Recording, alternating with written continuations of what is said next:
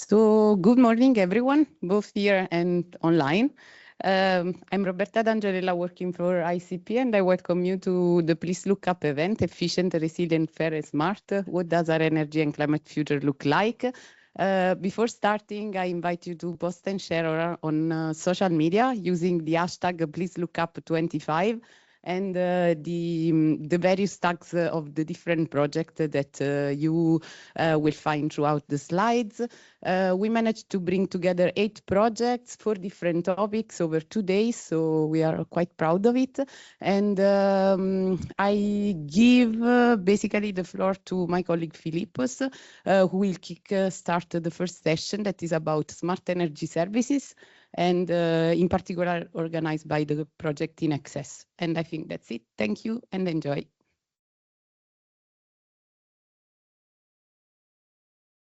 Hi, everyone. Oh, yeah, okay, works.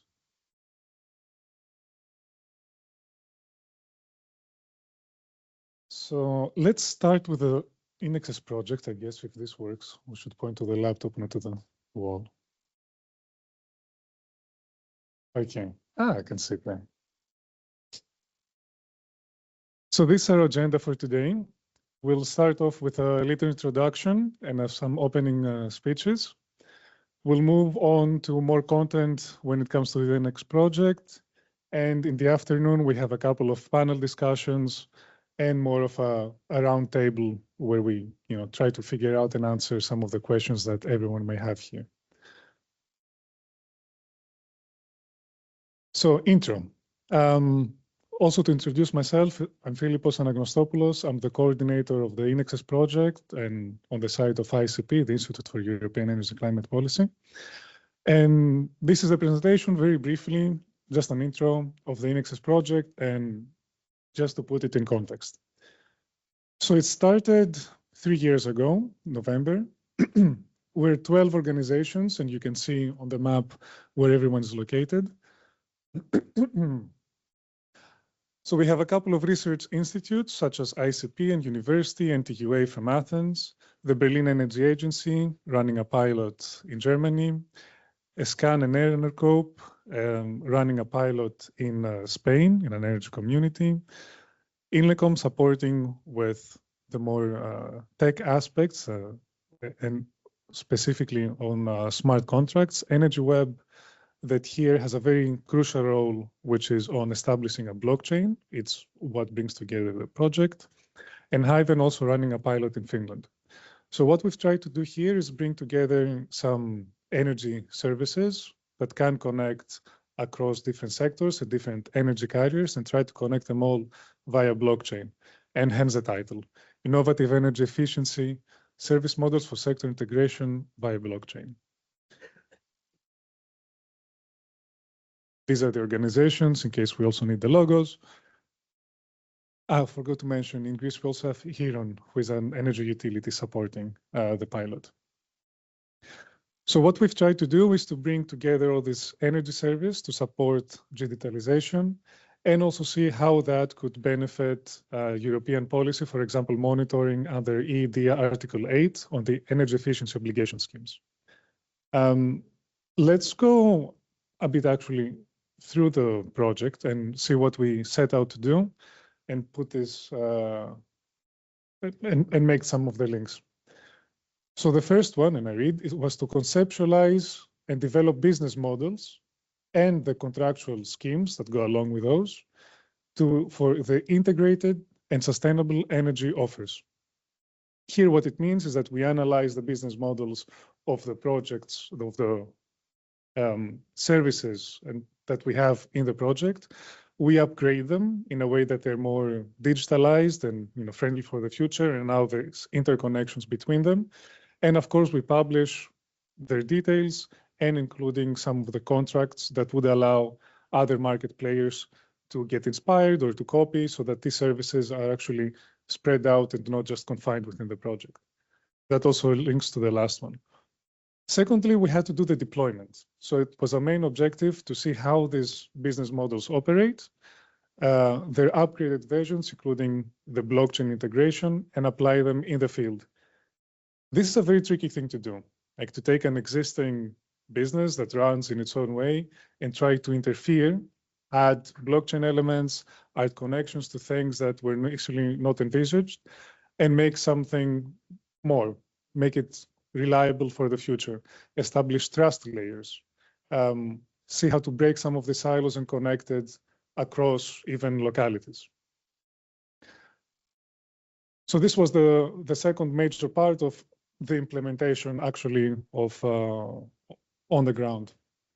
And third, we put a lot of emphasis on rolling out these business models, on supporting replication, of finding who else could benefit from this.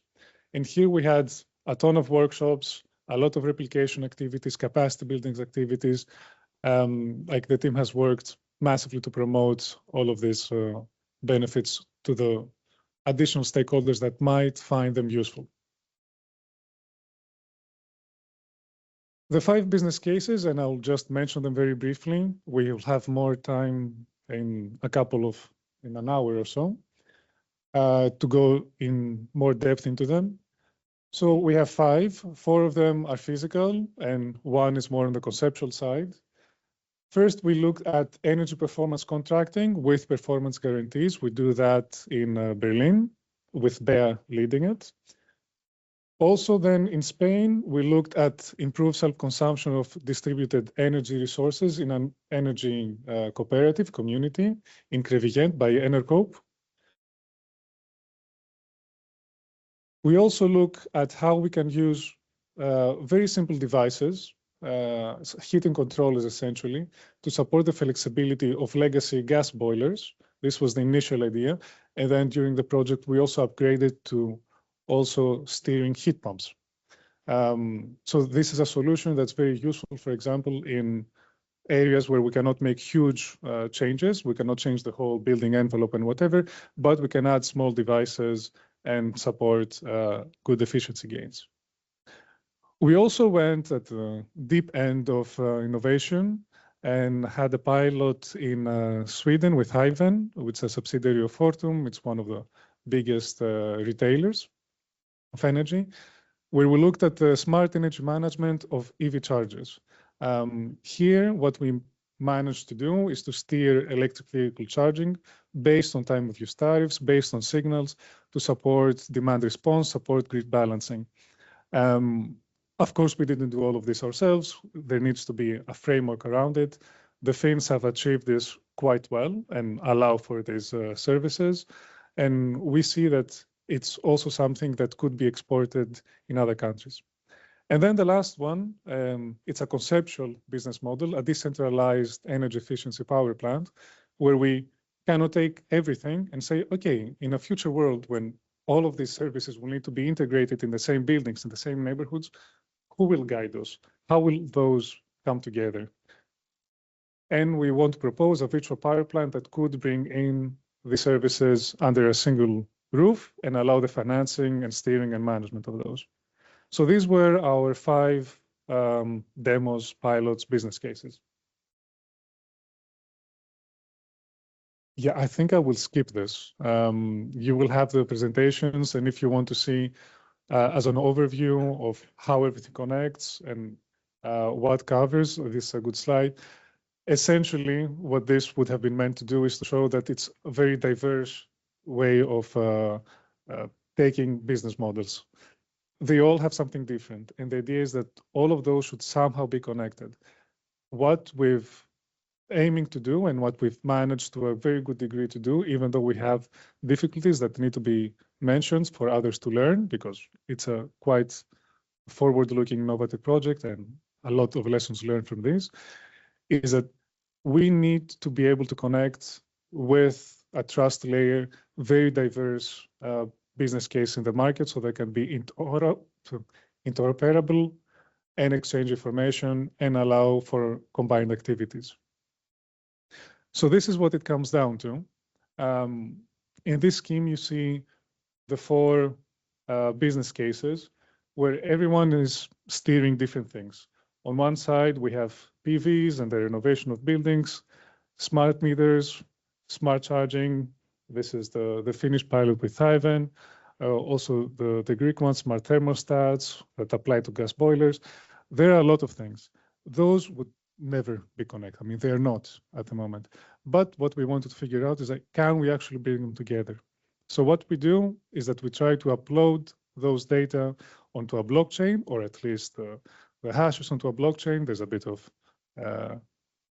methodological difficulties there. I will not be able to adequately explain it. But basically, we try to connect their work through a chain. Having all these data information on chain, we wanted to see if that, first of all, if it's feasible, to what extent can it be done, what might be any blockages or barriers that we have currently to connecting very diverse business cases on chain. And once we have this, what are the third parties that can link to them? Can we have financial institutions reading those data and creating financing schemes through that? Can we have government bodies being auditors of, let's say, if there were energy savings or if they meet any standards? Can we have energy savings providers developing new business models that's supported by this chain infrastructure? Third parties, NGOs, whoever wants to get data to do their analytics. So that was the initial idea. This has been achieved to a good degree, not fully, of course. It seems that such a system is still quite some way off. It doesn't happen from one day to the next. We do have very good signs that these things are happening, mostly in the States. In Europe, we're still a bit behind, but we do have a lot of very good chances to achieve. So one of the main things that this project did was to open, let's say, the imagination and the possibilities of what could come into the future and show what is currently possible and where we can go. And maybe to close, what are the benefits for other market actors when it comes to this? We have, first of all, the transferring of very practical experience to other organizations that are interested in this domain. We have the mentoring of stakeholders, where we do one-to-one mentoring approach exercises to support organizations that want to at least get some of that experience. We have organizations replicating parts, again, of these business models and of these integrations. And then we have also a lot of capacity building activities, knowledge transfer, and everything is also written in reports that will stay online and available for the years to come, even after the project ends, so that other organizations can keep benefiting. And I think that's all on our side as a quick intro. I hope I stayed within the 10-minute limit. And then,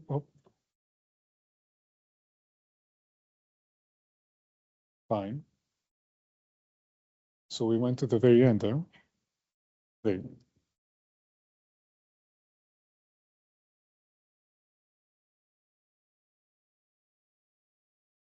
Thank you, Philippos. Let me also introduce myself. I'm Katerina Papapostolou from National Technical University of Athens, and I will facilitate a bit the moderation of this event today. So next is Eleftherios Vourdakis from European Commission, our keynote speaker. So yeah, the floor is yours.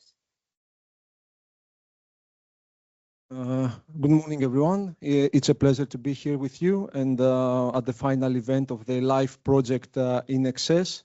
I would like to thank the organizers and the project team for inviting me to give a speech on the latest updates on EU policy in energy and for their dedication to advance Europe energy transition through innovation.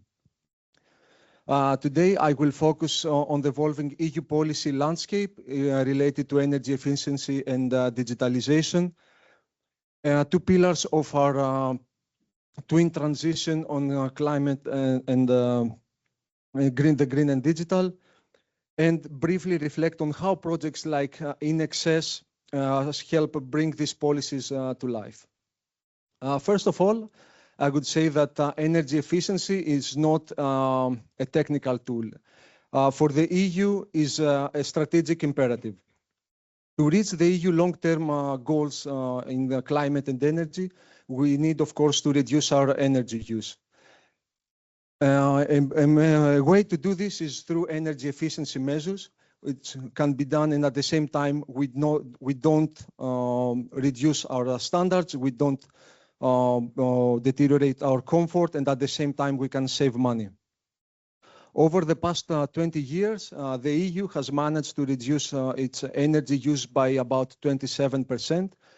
But of course, this is not enough. In order to meet our ambitious targets, we need to do more.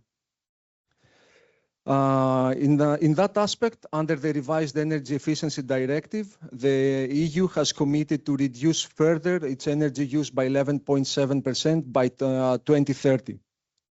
And this is a cornerstone of the Fit for 55 package and, of course, the European Green Deal. Back in June, Commissioner Jorgensen pledged a strong commitment towards energy efficiency during his speech at the IEA Global Energy Efficiency Conference that took place here in Brussels.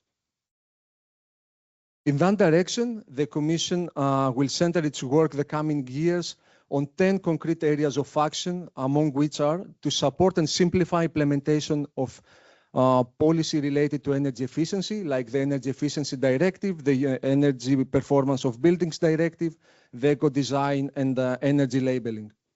To mainstream energy efficiency measures in other broader policy files by integrating energy efficiency measures and strategies such as the grid package and the electrification strategy. To facilitate financing and investment by continuing to mobilize public and private capital through coalitions, national hubs, investment platforms, European Investment Bank support, and encouraging the establishment of new investment tools. We'll create a tradable energy efficiency market by exploring systems like white certificates and auctions to reward energy savings, attract investment, and turn efficiency into a market-driven commodity. And to boost research and innovation, funding and partnerships to drive next-generation energy efficiency solutions in buildings and industry. These measures are designed not only to cut emissions, but to reduce energy bills, enhance competitiveness, and strengthen energy security, a priority underscored by recent geopolitical developments, making energy efficiency a triple win. The upcoming launch of the Efficiency Action Forum 2030, announced by the Commission and foreseen to be launched before the end of the year, reflects the EU renewed commitment to accelerating energy efficiency across member states. Digitalization is no longer a supporting tool to improve energy efficiency. It is a strategic enabler for Europe's energy transition. The EU Action Plan on digitalizing the energy system, adopted in 2022, set out 24 key actions to modernize infrastructure, empower consumers, and unlock flexibility across the energy value chain. At the heart of this transformation is the creation of a common European energy data space, which will allow secure, interoperable exchange of energy data. This is essential for enabling the installation of smart grids, real-time energy management, and innovative service models, such as demand-side flexibility and bidirectional EV charging. The EU, at the same time, is investing in a digital twin of the European electricity grid to simulate and optimize grid performance, especially with fluctuating renewables. A smart energy expert group advancing on cybersecurity, consumer empowerment, and digital fairness, and a code of conduct for energy as smart appliances, promoting interoperability and participation in demand response schemes. Cybersecurity is a top priority for the Commission. As digitalization increases the complexity and connectivity of energy systems, the EU is developing network codes, resilience frameworks, and cross-sector legislation to safeguard critical infrastructure.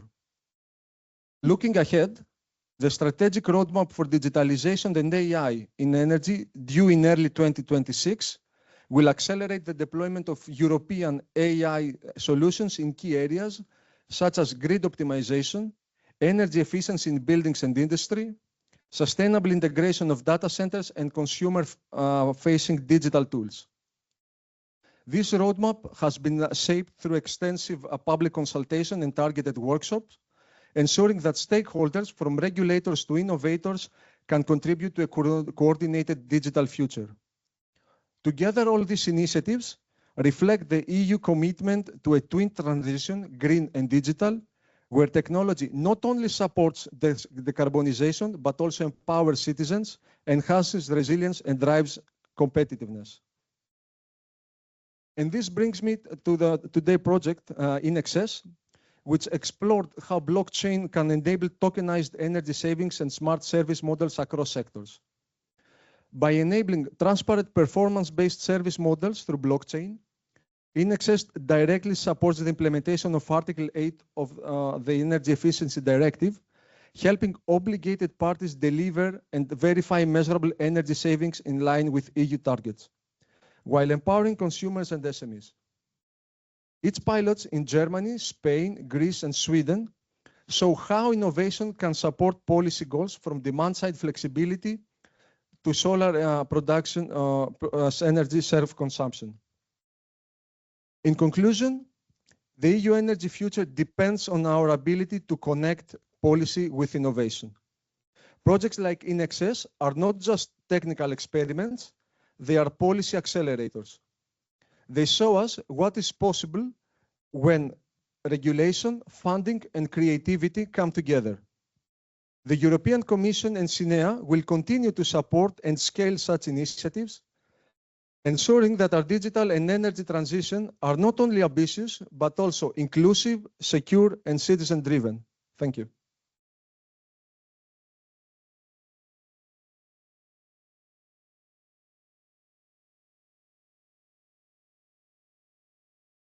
Thank you very much, Eleftherios. So let's move on to the next speaker. Let me check. Okay, so it's Carmen Jimeno from GEODE, who will speak about DSO landscape and the impact of digitalization. I would like to ask you to change course because of the camera, and we need to see your face, not your back. So for the online participants, okay, thank you. No problem. So change slide, but I can starting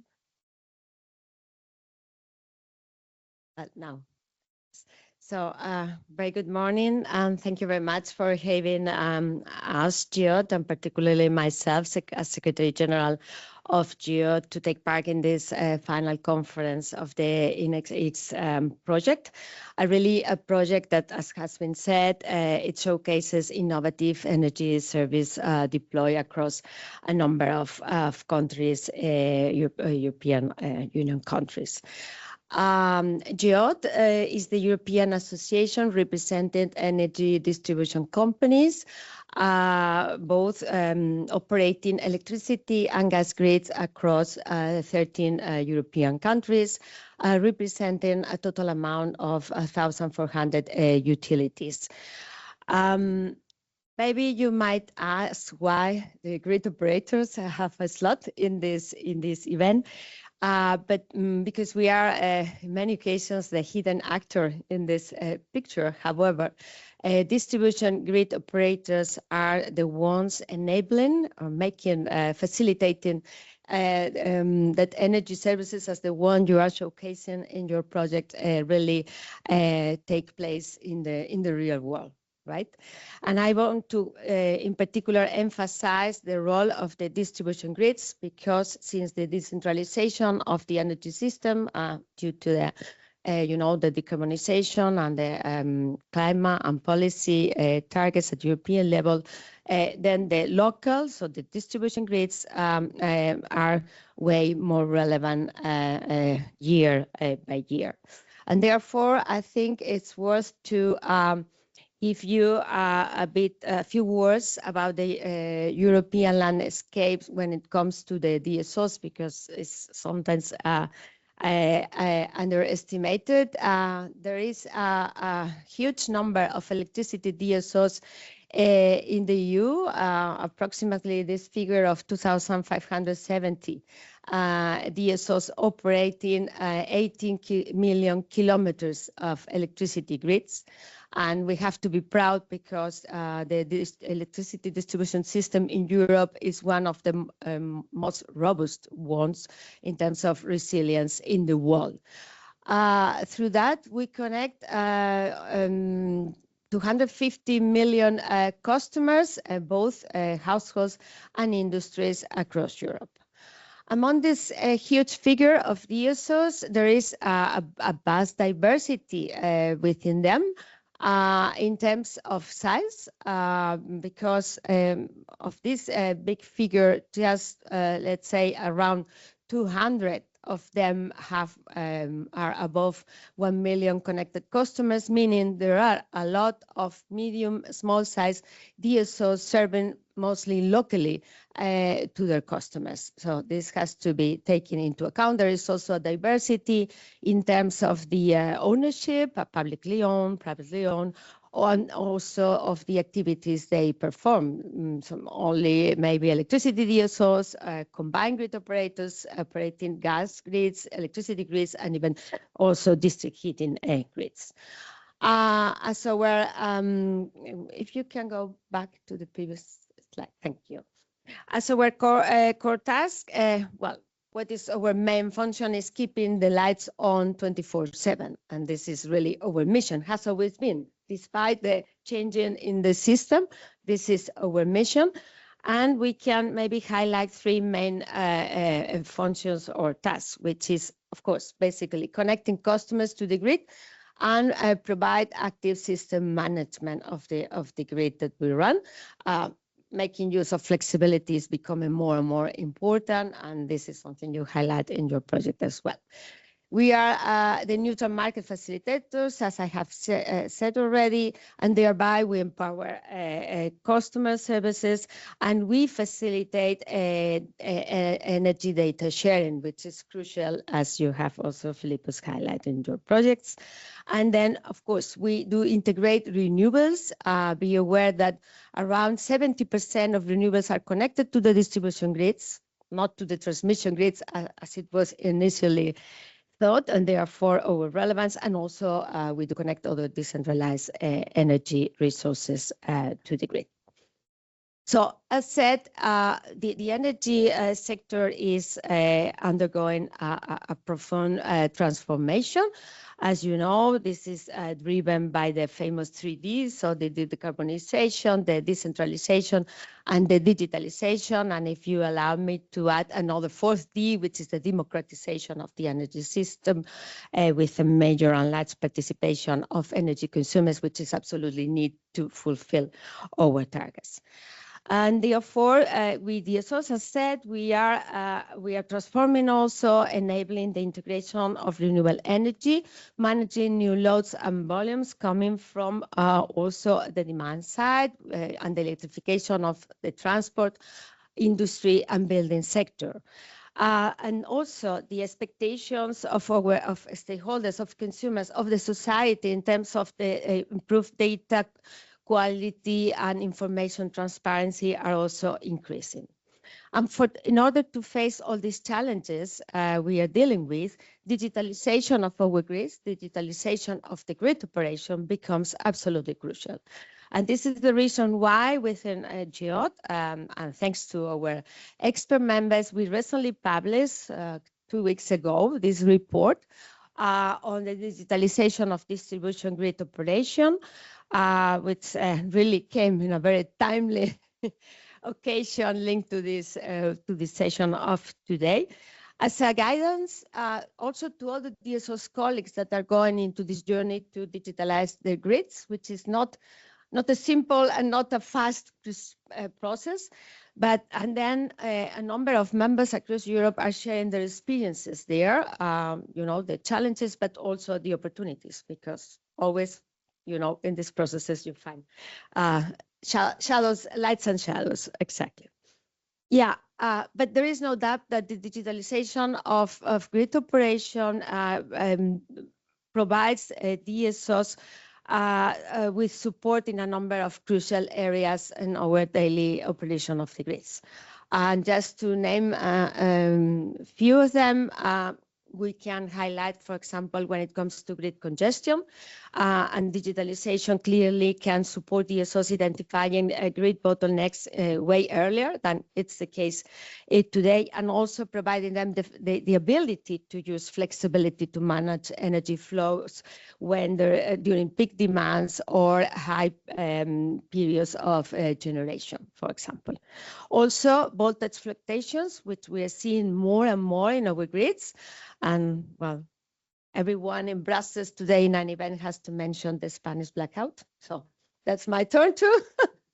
But we've seen this as one of the issues happening there. And for that, real-time data analytics can really provide the DSOs with a good forecasting and allowing mitigating voltage instability.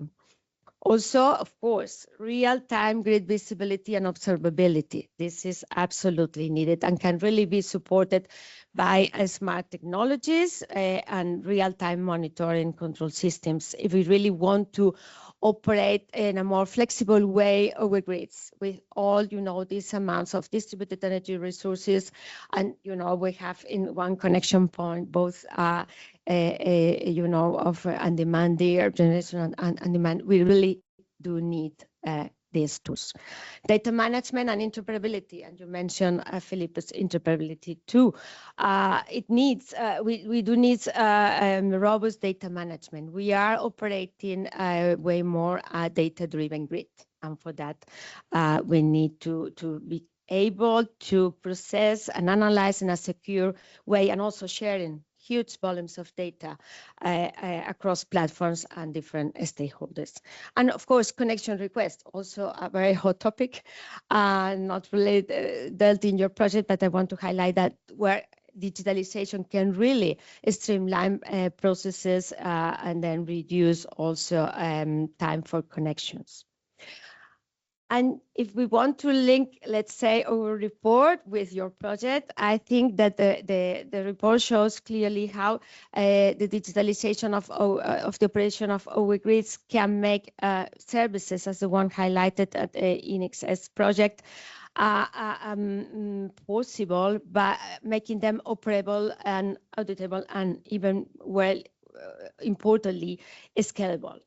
I think that in the report you can find a DSO's toolbox that enable this sort of smart energy services, really putting the emphasis on smart grids and flexibility. And among them, because there is a wide range, of course, we can highlight, for example, the advanced distribution management systems, which can serve as a sort of central nervous system, integrating various automation functions into a unified platform for the comprehensive grid management. And we have concrete examples already of this being deployed. Making use of demand-side flexibility. This is super important for DSOs. We really do support this deployment because we cannot wait today already until if there is a new capacity needed, more grid infrastructure to be built.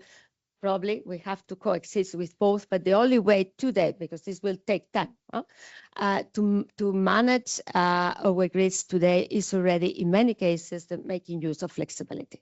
We do hope, and I think you mentioned from the Commission side, that the upcoming network code on demand response, dealing with flexibility, hopefully to be adopted on the first quarter of 26, is going to really help to unlock flexibility, because it's not there yet, or at least not at the full potential. There is a lack of regulatory framework.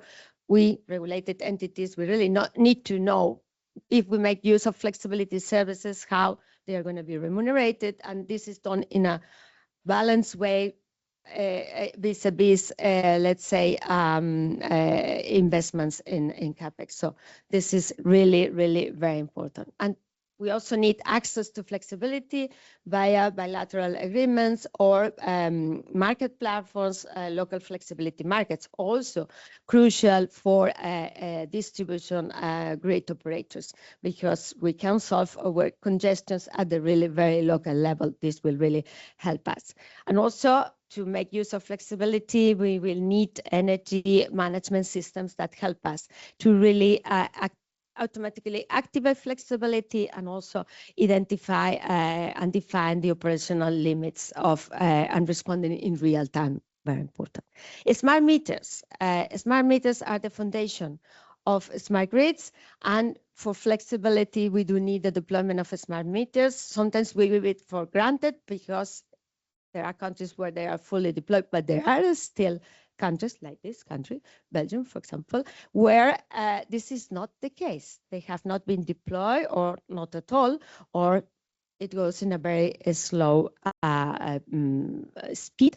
So we need to emphasize this is absolutely needed. And together with that, of course, we need to complement the smart meters with integrated customer service and metric data system.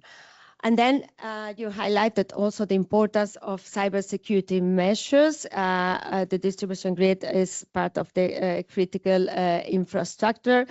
Of course, this is not publicly spread, but these cyber attacks are more and more common, particularly centered in countries closer to certain other countries, as you can imagine. And yeah, we do have to, of course, implement networkers and other related legislation seriously and to make our grids secure. And last but not least, I want to insist, and I think you both mentioned, on the importance of pilot projects as this one. So, because we DSOs, we really need to implement target pilot projects in order to test the feasibility and the value of digital solutions. This is crucial.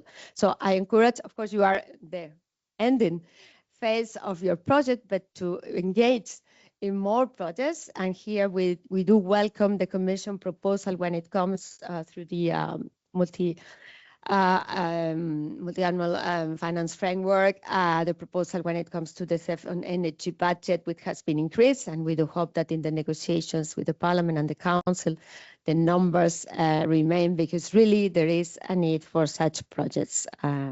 So I congratulate you for the project. I encourage to engage in new projects once you are done. And also I invite you to read our report. You can find it at our website. And yeah, we are here to support you and other projects too. Thank you very much. Thank you very much, Carmen, for your presentation on our landscape of DSOs. So now that we have the overview and the general context, I think that it's the time to go deeper to our business cases. So I will start giving the floor to our business case leaders one by one, starting from the first, which is Francesca Tucci from Berlin Energy Agency, that will present us the first business case of the project on recommendations for innovative energy contracts with pay-for-performance guarantees. I will give you the controller, okay? Just to let you know that you have about 7 to 10 minutes for your presentation. Okay, thank you, Katharina, for the introduction. Hello, everybody. My name is Franziska Tucci. I'm from Berlin Energy Agency, short BEA, Berliner Energieagentur in German, and I'm happy to represent the first business case today, which is about recommendations for innovative energy contracts with pay-for-performance guarantees.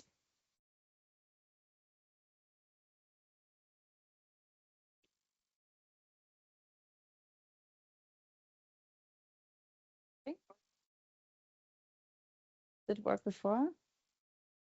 You can work, or you from here? I can stand here. Okay.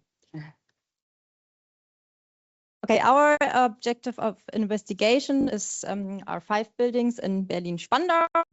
You can see it here on the picture. Our partner in our project is the Charlottenburger Building Cooperative, short name is Charlotte. We work together with them a lot, so we were happy that they wanted to support us in our project. And we, BEA, as an energy supplier, rent the rooftops, and we installed 5 solar systems on the roofs. The buildings were constructed in 2022. They're quite modern, and in the basements there were also installed some EV charging stations. And within the project, we were able to install some smart meters at to measure like all the electricity consumption. So in total, we have a PV capacity of almost 100 kilowatt peak. There are like 4 smaller and 1 bigger PV system. And in the year 2022, for example, the total production was about 88 megawatt hours. We only have sun in Germany in the summer, so the most production is in the summer times. And in the 5 building complexes, there are 159 apartments, and 50 of them are our energy customers, and almost half of them are participating in our project. So we have a little, very small sample group, but at least there are 18 tenants which participates. And from the 6 active EV users, also 3 participate.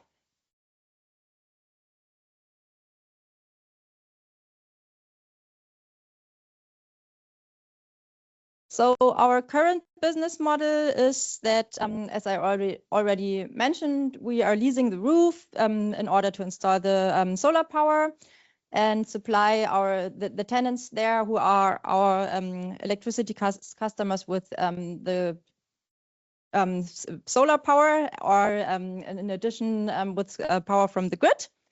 And at the moment, our business model is that we only have one price for electricity, either if it comes from the sun or from the grid.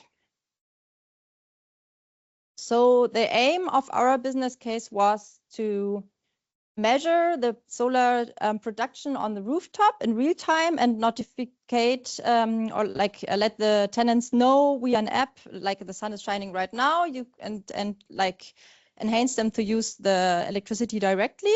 So during the day, like loading their charging their cars, or using the electricity in the households.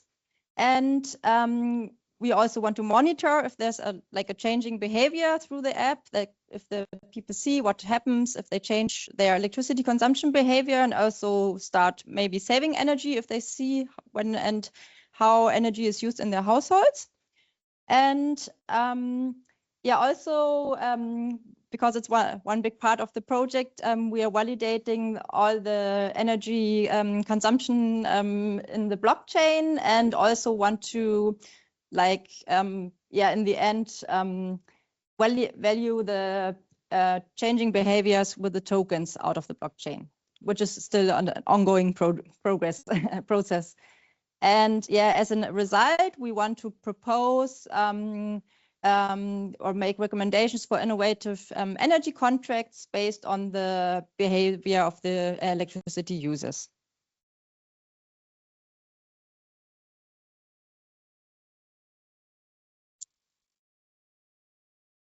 Oh, this was one too fast. Okay, so the tools which we implemented, the first one which you see is a smart meter. In Germany, the smart meter rollout is really going on very slowly. Also, not everybody already has a digital energy meter. So this in the buildings, because they were very new, there were the digital meters, so we were able to adapt the smart meters. And the app which we are using for the monitoring, it's from the company Zählerfreunde, which is like an energy management platform, which offers the service normally to the customers, for example, who have their own PV plant on their house. But yeah, we were also able to program or let them program all the interfaces so that we can use it for our business case.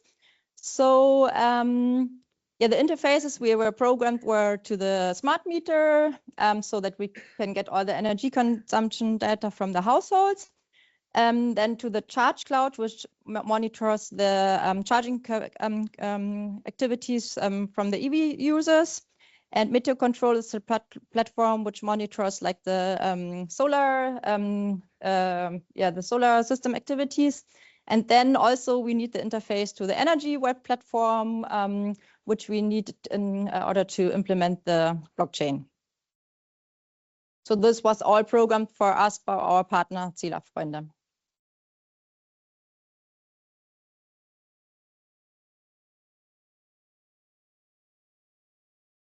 And yeah, this what we wanted to find out with our 3 KPIs was if there's like a changing behavior in the consumption of the PV quota, via the in the building.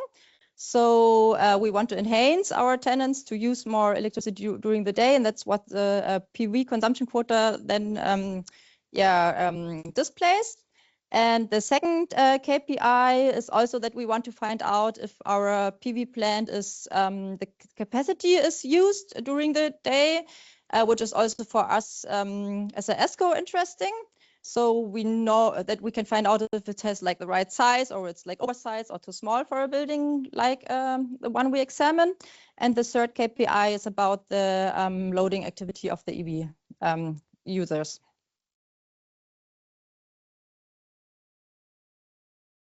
Problems with the forwarding here.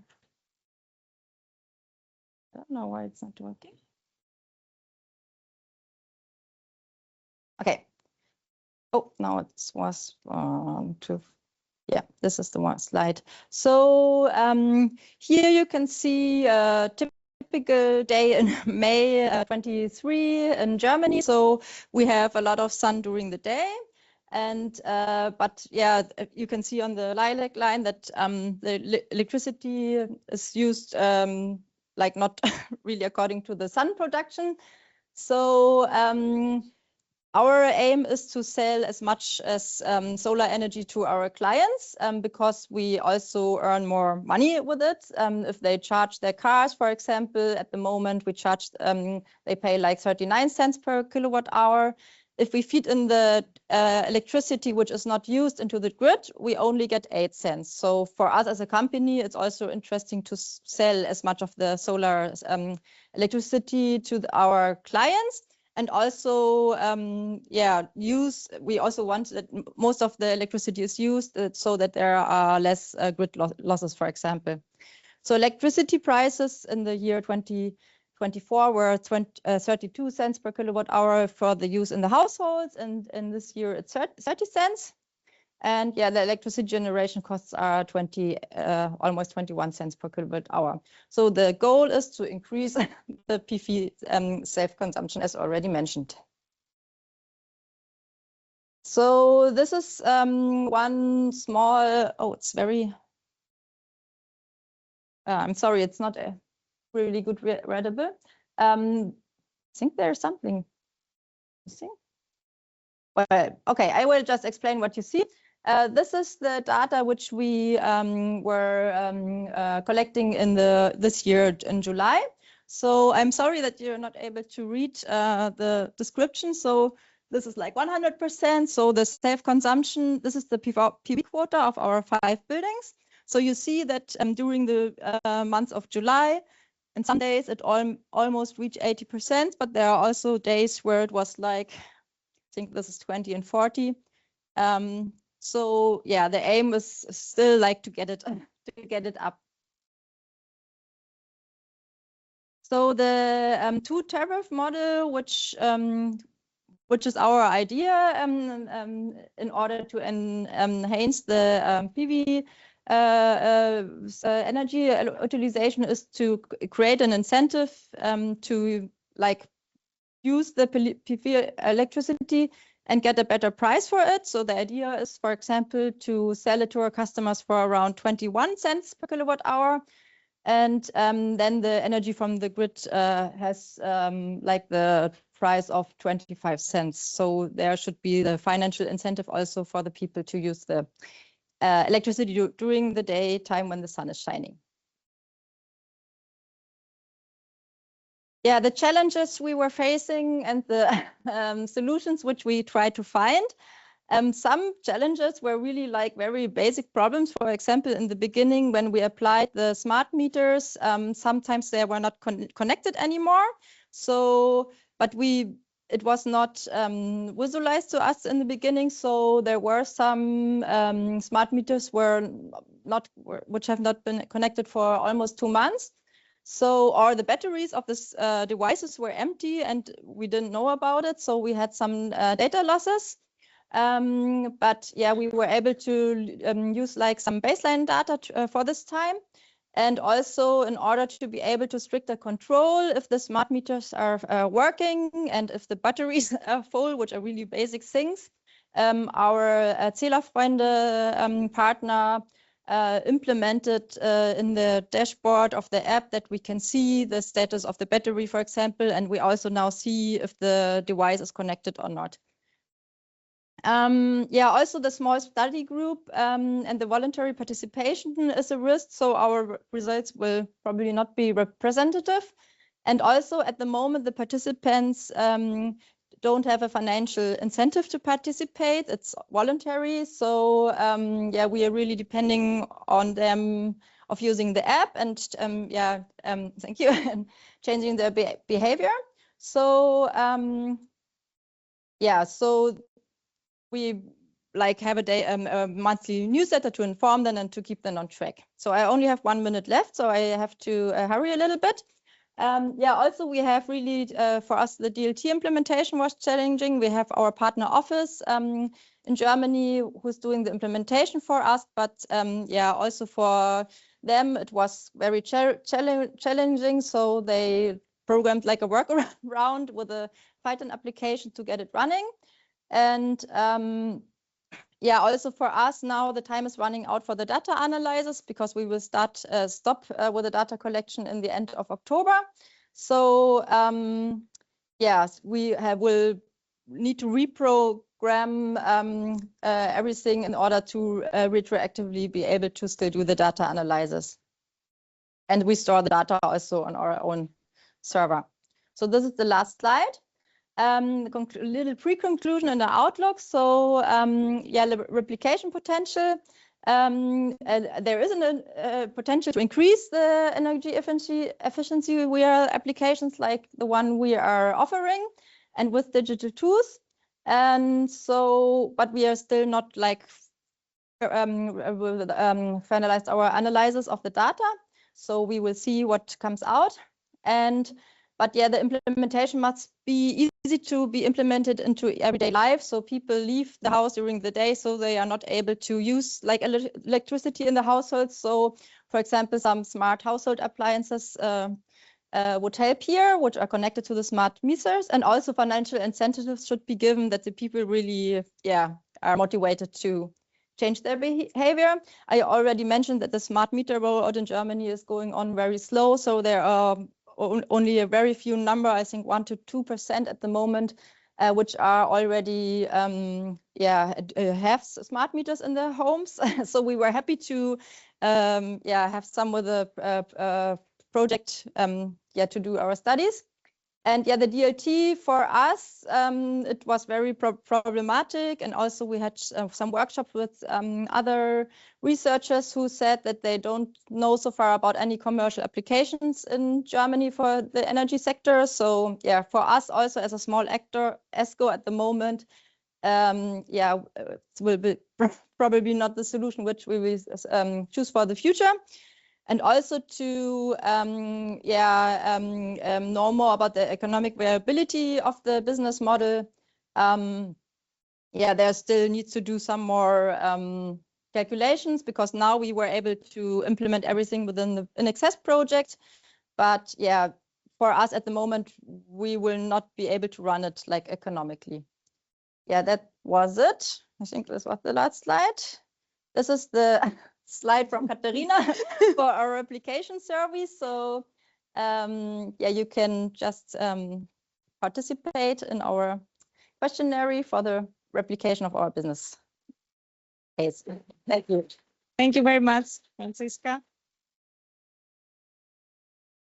Okay, so we continue with the second business case of InEExS from Efren Guilo-Sassano from Enercoop, who will present us the improved self-consumption of distributed energy sources in energy cooperatives in Spain, in Crevillente.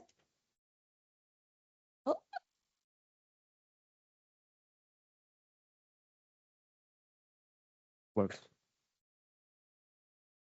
Okay. Good morning, everyone. I'm Efren Guillot. I'm Innovation Manager at Grupo Enercop, which is an energy cooperative in Crevillent in Spain. So in our case, we have developed a business case 2, which is developing a business model for improving self-consumption in energy communities. So what's the objective of our business case? So there's the big challenge. So we can either move the sun to where we consume our energy. In our case, I mean the sun or any renewable energy, but in the case of the sun for Spain is more relevant. So, or we can move consumption to the time where we are consuming. And this is very relevant to what other speakers have been mentioning, Carmen, Lefterios. I think if we manage to do this, we can avoid grid congestions. We introduce demand-side management. We also are more energy efficient, so we consume less energy, actually by avoiding grid losses, which in distribution are typically between 5 to 6%. That would be half of the target that you have for the European Union. So it's a step forward. So we believe that it's something that in Spain we are installing a lot of PV energy, and it's something that we can do. And in our case, from the consumer directly, not the large energy utilities. So in this case, we try to do providing some incentives and also integrating the blockchain side within the InEExS project. So in our case, the services that we try to develop are share PV without upfront investment. We are lucky enough that our energy community, our energy cooperative, this year it's 100 years old. So that means that we are already a business that is ongoing, that has some cash to do some investments. So we do this for our members. We have 10,000 members in Crevillent, 10,000 households that we provide this service. So basically we make the investment for them, and we have sort of a program that we call it pay as you save.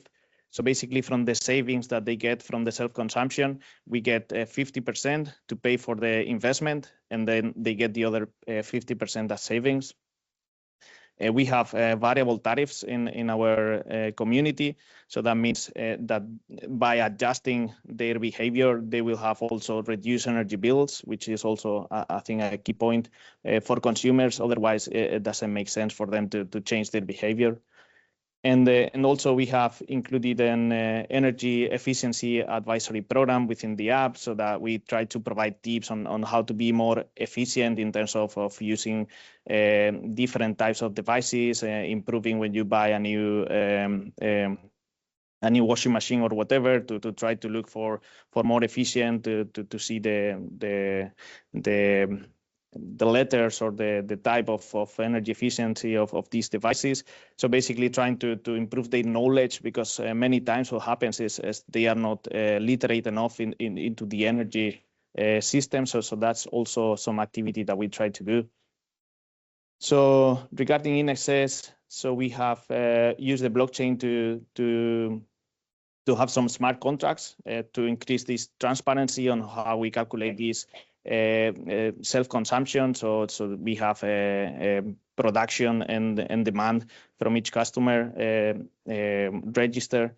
And also we provide some energy tokens through the blockchain in order to provide this extra incentive for them to increase the savings.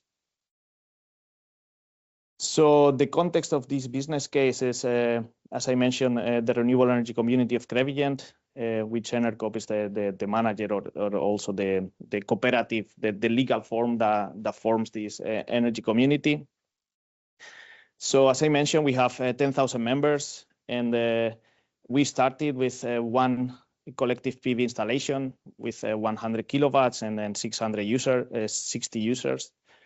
But obviously we needed to increase. So we have currently 10 collective PV installation in the city center, in the urban area, which it's almost 1 megawatt, and we have approximately 1,000 members already connected to these installations through administrative self-consumption. But still, it's 1,000 of our 10,000 members. So we need to increase these. So we are combining these with micro PV plants in the peri-urban area. So we believe larger plants are not the way to go, but these more local actions is the best way in order to consume locally also this energy.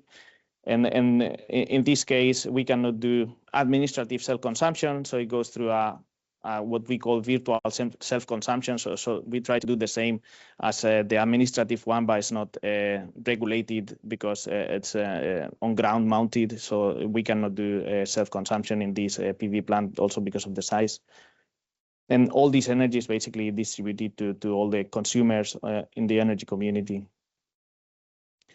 So yeah, as I mentioned, these are some of the installations. We started the project with between one to three of them. So now we have 10, so it's 6 in here. Also the micro PV plant was not there at the moment. Now it's operating. It's still not fully, let's say, all the virtual self-consumption implemented, but within the project, we are also working on that. So regarding InEExS, so regarding what you can do or other replicants, what we have been doing, so that what are the steps to get here. So basically, we identify all the data collection needs and analyze, how to integrate all these into a visual thing, which become an app, so that the users, can use this app. Always, it's not easy to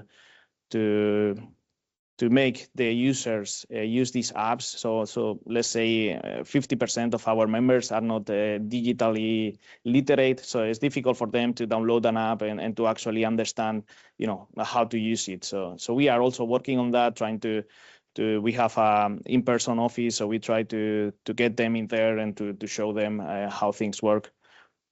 But yeah, it's a challenge to mobilize people as always. We try to define and calculate key metrics. So what would be the best way of showing information, which is always a challenge also.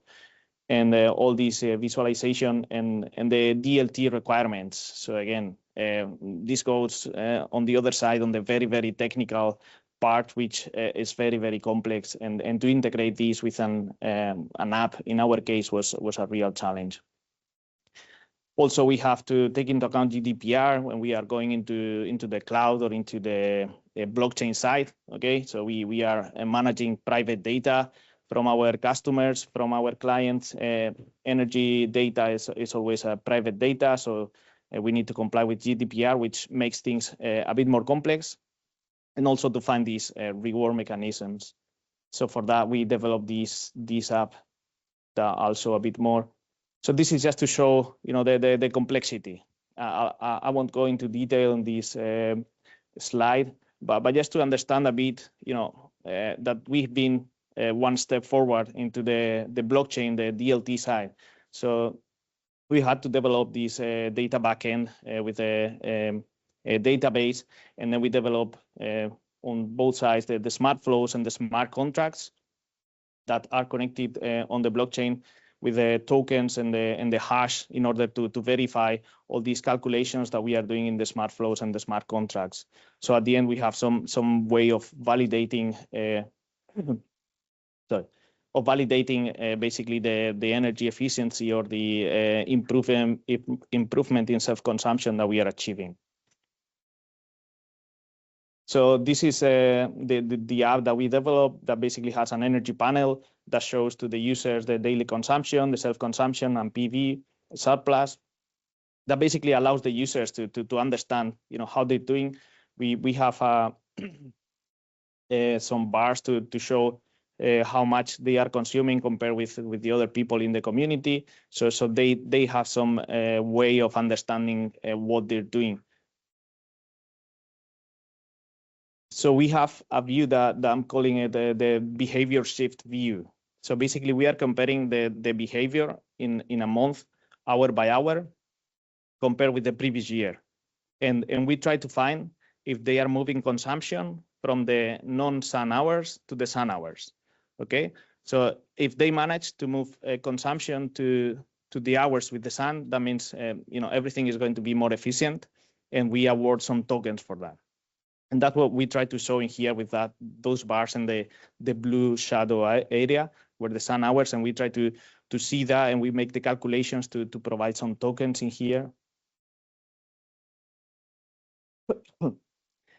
And similarly, but it's not the same. So we separated this in two views. So self-consumption, because you might shift much more load into the sun hours, but if your self-consumption is 100%, you will never see an improvement.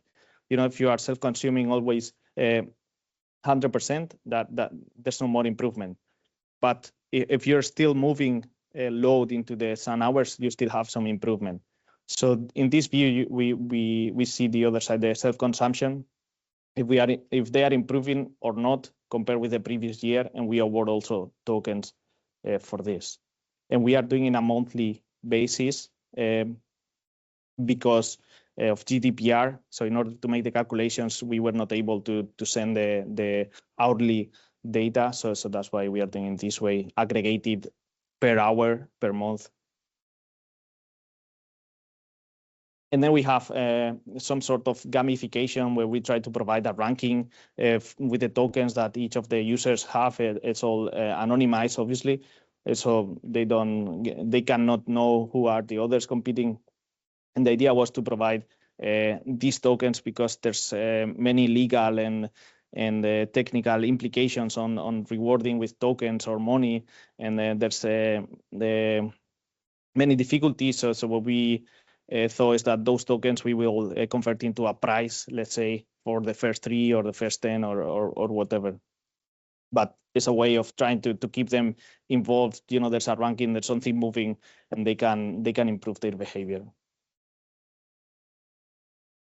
So as conclusions, user awareness is a long distance race. It's quite challenging to make all the people with the different backgrounds and the different skills, to make them aware of energy and data management.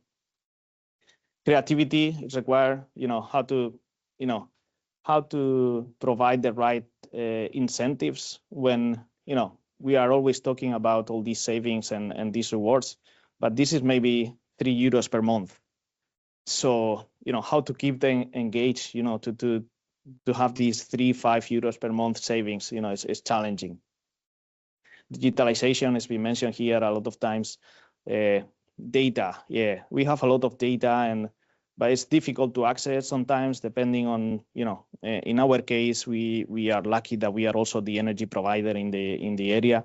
So we have availability to get the data, but sometimes it's quite challenging and quite difficult to get the data from the users.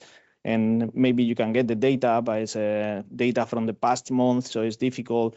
We don't have real-time data yet for production and demand, so all that is a challenge. And the blockchain obviously technically is a challenge, it's a difficulty.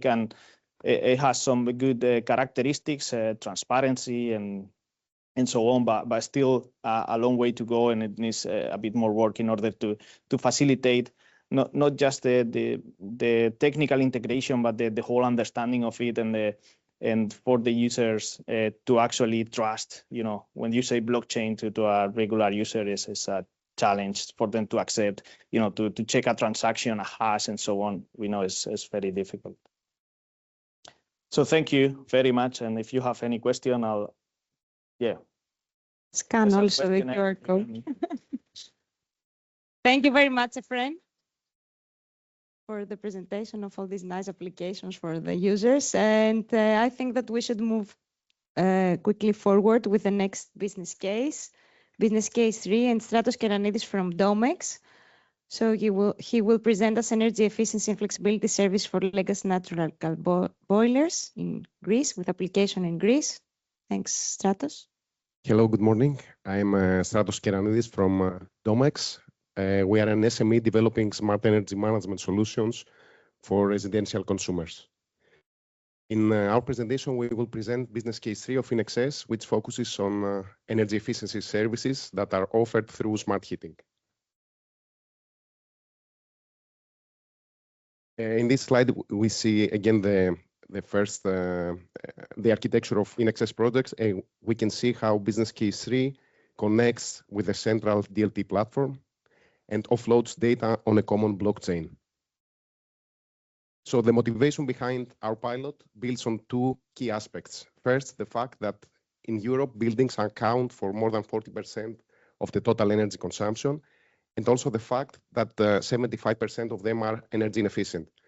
So this is why our company develops smart energy management solutions that are cost effective. And the second key aspect is the energy efficiency obligation scheme, which obliges certain parties like energy suppliers, utilities, and governmental bodies to install, to deploy energy saving solutions for end consumers. And another key aspect is that existing smart heating solutions like smart thermostats typically do not provide verified savings at the portfolio level. So an energy supplier cannot be sure, or even the end consumer cannot be sure about the savings that are reported to them.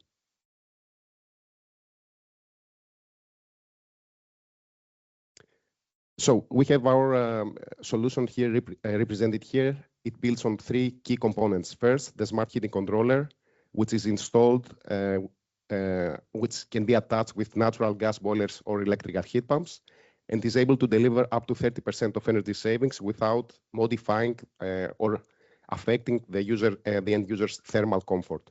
Second, we offer the smartphone application to the end consumer so that they can see how they consume energy and also effectively reduce their consumption by adjusting their comfort settings.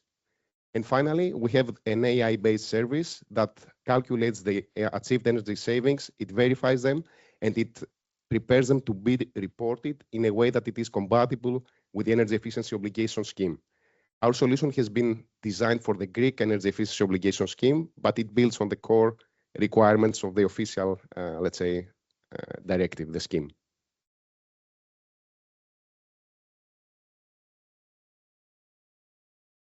Our solution brings benefits to 3 types of stakeholders. First of all, the end consumers, because they can now have access to their achieved energy savings and also their comfort, but this time it is based on trustworthy data. The second key stakeholder is the obligated party. In our case, it's an energy supplier that can use our system to align with their energy efficiency obligation scheme and report in a reliable and automated way. And finally, we enable access to a verification authorities like CRES in Greece, who are able to have access to both, let's say, the raw data and also access to the methodology that we use to calculate all the reported savings.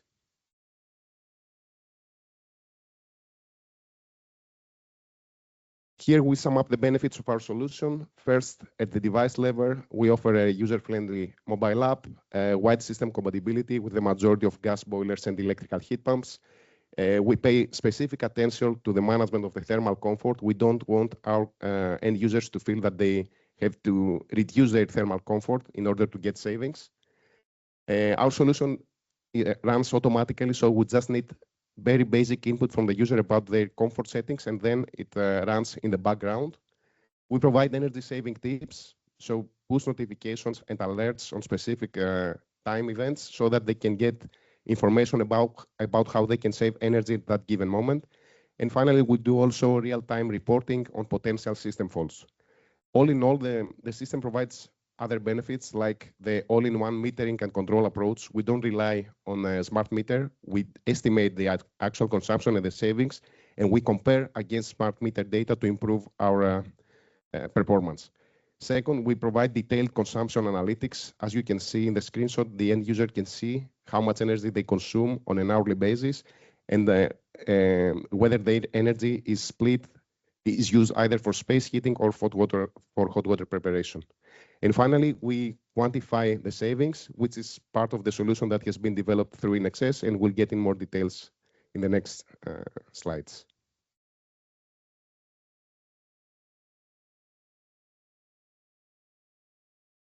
Okay, here you can see two indicative installations, one on the left with a gas boiler and one with an electrical heat pump on the right.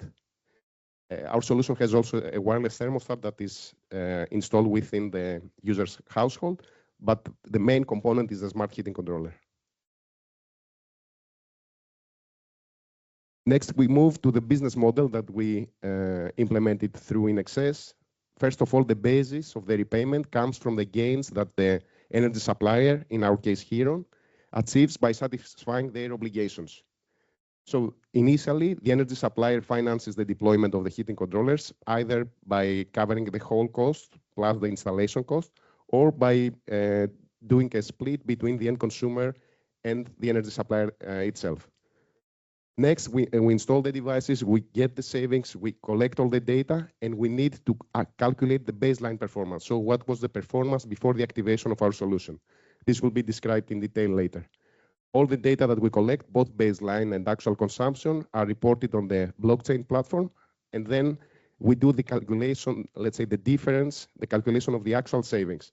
All these are reported then back to the end users through their smart pay for performance contract. And finally, we're able to report the verified savings through the energy efficiency obligation scheme for the energy supplier.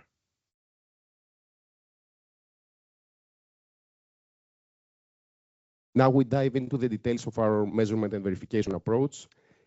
We had to come up with a complex solution because the key difference from in our project is that we have no installed metering equipment before the installation of our device. So the baseline data need to be collected during, let's say, the intervention period. In order to do this, we studied the available solutions. We came up with a IP MVP protocol, and we opted for option D, which is the calibrated simulation approach, which applies in cases where we have non-available energy data for the baseline mode.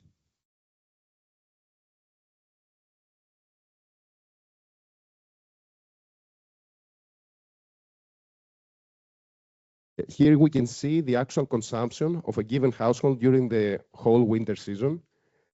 The actual consumption during the energy saving mode is the blue line, and we instruct the device to revert back to the baseline mode during specific days. So we have these red dots, which represent the consumption on specific day where the baseline mode of operation has been instructed in the given device. We collect these, let's say, red dots as training data to model the performance under the baseline mode.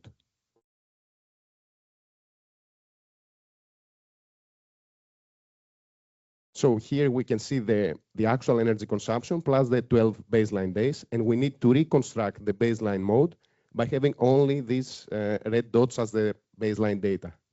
There we employ a machine learning approach where we use a lot of principles like physics-based modeling to monitor the exact thermal behavior of a given building. And we construct the simulated baseline, which is the yellow line, and the difference between these two lines correspond to the actual savings for the specific household. Then when we actually calculate this data, we did analytics to see where the gains come from. So we can see that the boiler outlet temperature, in our case with the blue bars, is significantly lower across the whole activation period. Then the actual modulation of the boiler or the compressor frequency of a heat pump are used in lower levels in the majority of the events. And finally, we can also monitor the efficiency of the heating system, either for a boiler or for a heat pump. So this explains where the actual gains come from.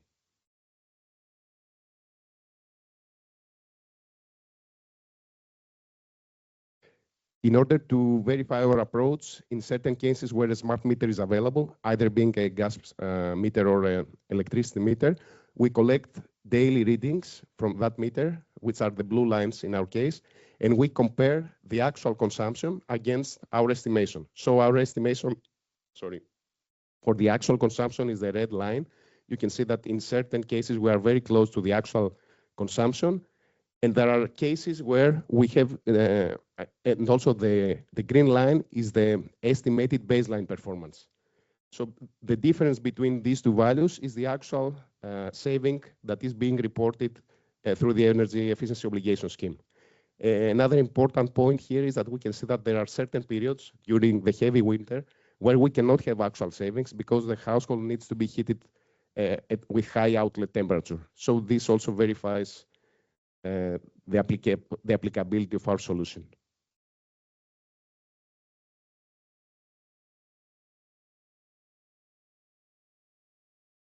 And last but not least, we report all these generated data to two types of end consumer stakeholders. First, the energy consumers, where they can see a detailed reporting on a monthly basis about their actual consumption and their baseline consumption. So they can understand how much energy has been saved, and they can, we also interpret it into CO2 savings or energy cost reductions. And on the second screenshot, we can see the energy supplier dashboard.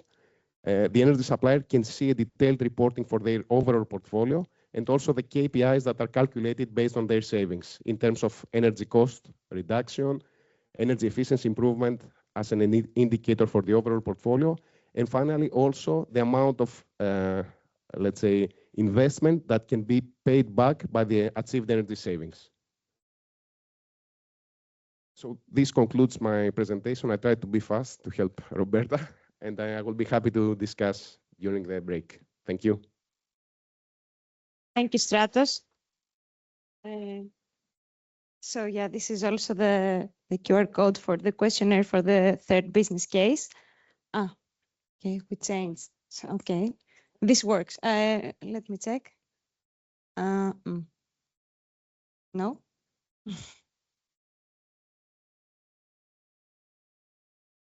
Okay. In the meanwhile, I will introduce you the next business case. It's business case 4.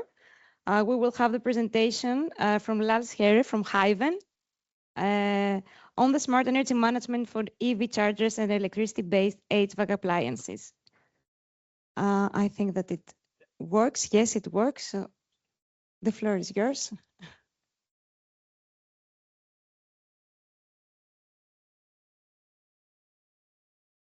Hello, everyone. Yeah, my name is Lars Sade. I'm Demand Response Manager at Hyven, and I will present the business case 4.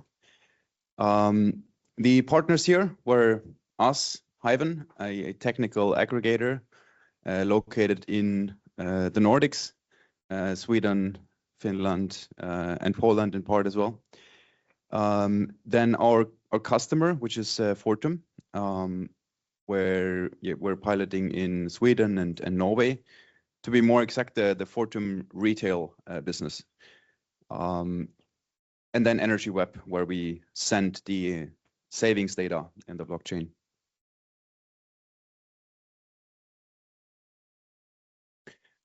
Quickly about the motivation for this business case.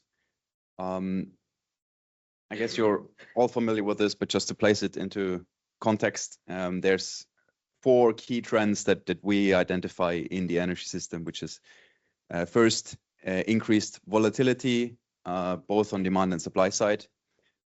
Second, decentralization and digitalization.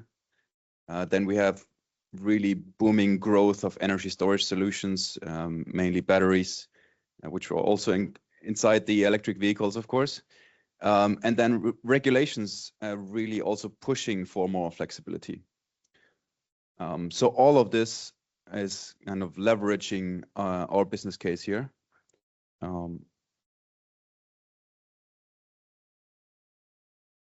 What we also see is that in the next 5 years, there's around 65 gigawatts of distributed consumption supposed to enter the grid edge. 65 gigawatts is huge, and if we just connect that and they all start charging in the evenings, we have a huge problem. So instead of seeing this as a problem, we want to see it as an opportunity and actively schedule charging and consumption of different devices to the periods where it actually helps the grid and relieves the grid instead of causing problems. On the right side here, you also see the expected growth of flexibility both on demand and supply side. And batteries are really batteries and smart EV charging are really two of the biggest pillars here in the future. So just at a glance on this business case, we in Hyven, we have a home energy management solution, which we have set up as a B2B2C solution. That is different to most of the technical aggregator startups out there. We do have an app for the end user, which we can provide as a white label app. But our main business is really to connect to our B2B partners and use their existing apps. They already have the end users.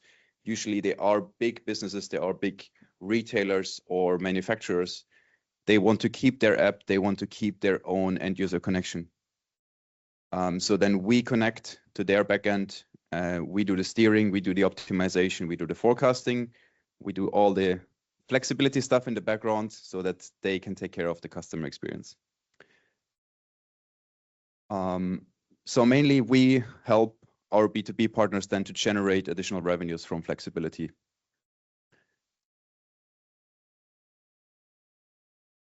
I don't think it does.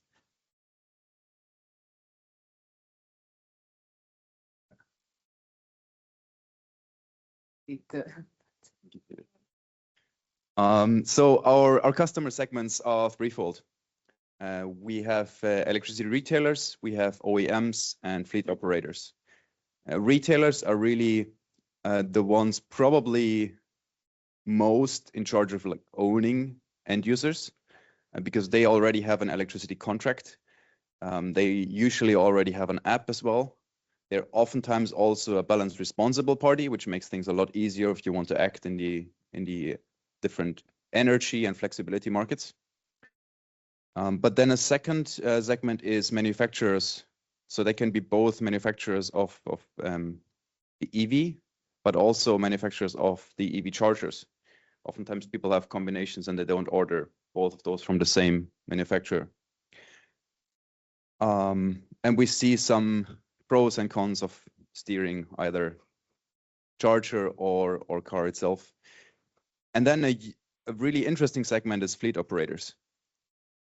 They are they were not really our target at first, but they have probably the biggest amount of flexibility because they don't have the same type of constraints that end users have. They have usually really high predictability. They know when their fleet will come home to the depot and needs to be charged. They know when it will leave. So this is a lot more deterministic than to work with private end users. Let's go to the next one. So we have packaged this business case into three product offerings, so to say. We call them harmonize, optimize, and trade. Harmonize is really what the end user sees. This is, if you want to call it, spot price optimization. This is nothing new in the Nordics. That's why we deliver this for free. So this is the savings that the end user sees from optimizing their charging in energy markets. But then what we do behind the curtains also is to have the optimize and the trade product. Optimize is really a product designed for retailers and balance responsible parties specifically to reduce imbalances. And trade is going into the ancillary service markets, really the core of flexibility, both on the transmission system operator level and on the local flexibility market level. And this is where we then earn our revenues that we share with our B2B partners. Thanks. So we start with we have our central control system. We do not need and we do not want any additional hardware. This is maybe also something that separates this from others in the domain. We then connect via 3 branches. One via an app, usually through our B2B partners. Second, we can connect to the EV or to the EV charger. That is by using the open, what is it called? Charge point protocol, OCPP. Then in our central control system, we get energy tariff data from the end users. We get their preferences, and we get the demand response signal from flexibility markets to steer the EV. And then we have reporting where we report to our B2B partners, and we report the savings in % on the energy bills to Energy Web via the blockchain. Okay. Yeah, I said we don't. Yeah, we do have our white label up. So this is just to kind of show how it could look like. You sign in, you select your device that you want to steer. Then for EVs, you select what time of the day you want to be ready in the morning. When do you want it to be fully charged with your target state of charge? And then you specify what is your target state of charge, like 75% here. You can then also specify what is the minimum state of charge that I need to have at least, which means kind of getting to the nearest hospital or something. Okay. And to show another illustrative example how this looks like for an end user then, when you have electricity prices here in gray that are typically lowest during the night, we would schedule, let's say, these blue 6 hours of charging during the cheapest hours. That's the service we provide for free, the harmonized service. But then, let's say here at night, there's a flexibility activation due to ancillary service markets. So we would then stop the charging and interrupt, which means we need to compensate at a later point again and charge for a longer period.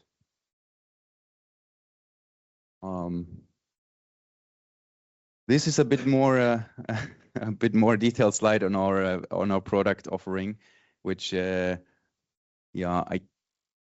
think we can skip through quickly. Yeah, what I want to really mention is, because this is something we're really proud of.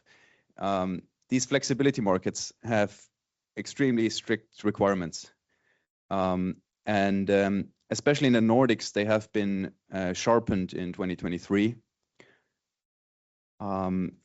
And there are different ancillary service markets. The first one that we're starting with is FCRD, where you have to prove that you can react with charging starts or stops within 2.5 seconds from detecting a change in the frequency.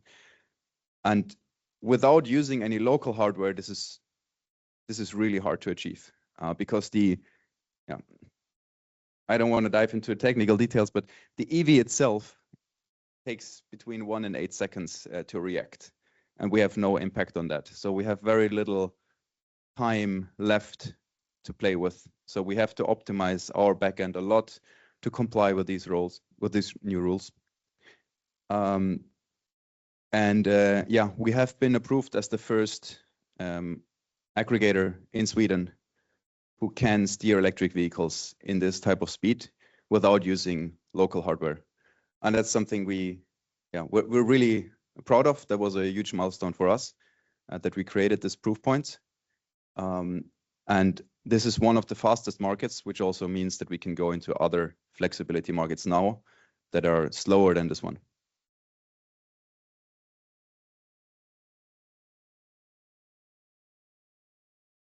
Yeah, on the replicability, I think what is really exploitable here is that the data on the cost savings that we also send to Energy Web can inform and attract replication partners.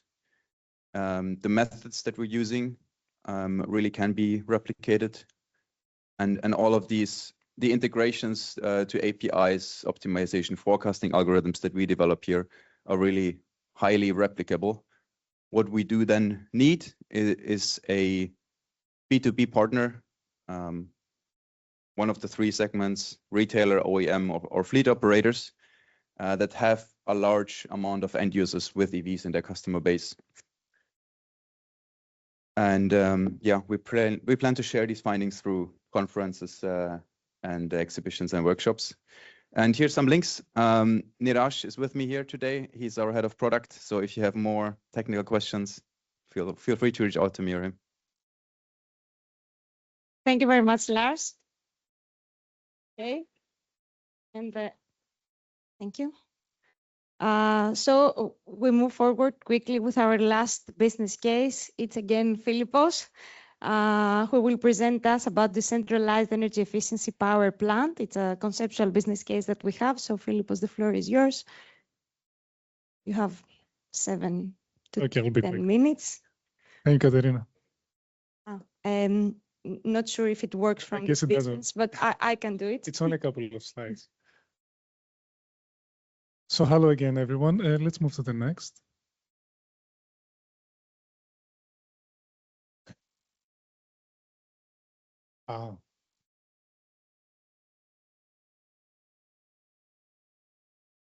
My apologies. I was supposed to read those letters, but it's kind of impossible now.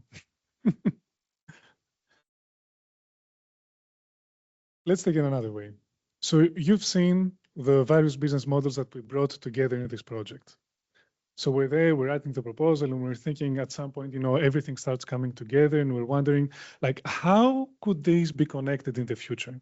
What would a future system look like? How can all these things be brought together? Actually, Katerina, shall we? No, wait, you have it. Let's move to the next one because this doesn't make sense. Yeah. It's more difficult, but I'll explain it step by step. So how do we bring all these things together? EVs, grid balancing, energy communities, PVs, off-site, on-site, smart charging heaters. Let's imagine it's 2030, 2040, and all these things need to be aggregated, managed on a district level, on a building level, on a city level. How are these things going to be interoperable? Still a difficult word. It's quite confusing, and it's not simple to figure it out. Yes, we have standards. Yes, we have some ways that we're trying and exploring how to do it. And then we came up with this that has a lot of arrows and everything, but I'll go through it step by step. We came up with this idea. It's still conceptual, and it might guide some thinking to researchers and practitioners and companies that might want to veer into this space. And we thought, how can we essentially channel the large amounts of capital that are flying around and going to other types of investments? How can they be used for the energy transition?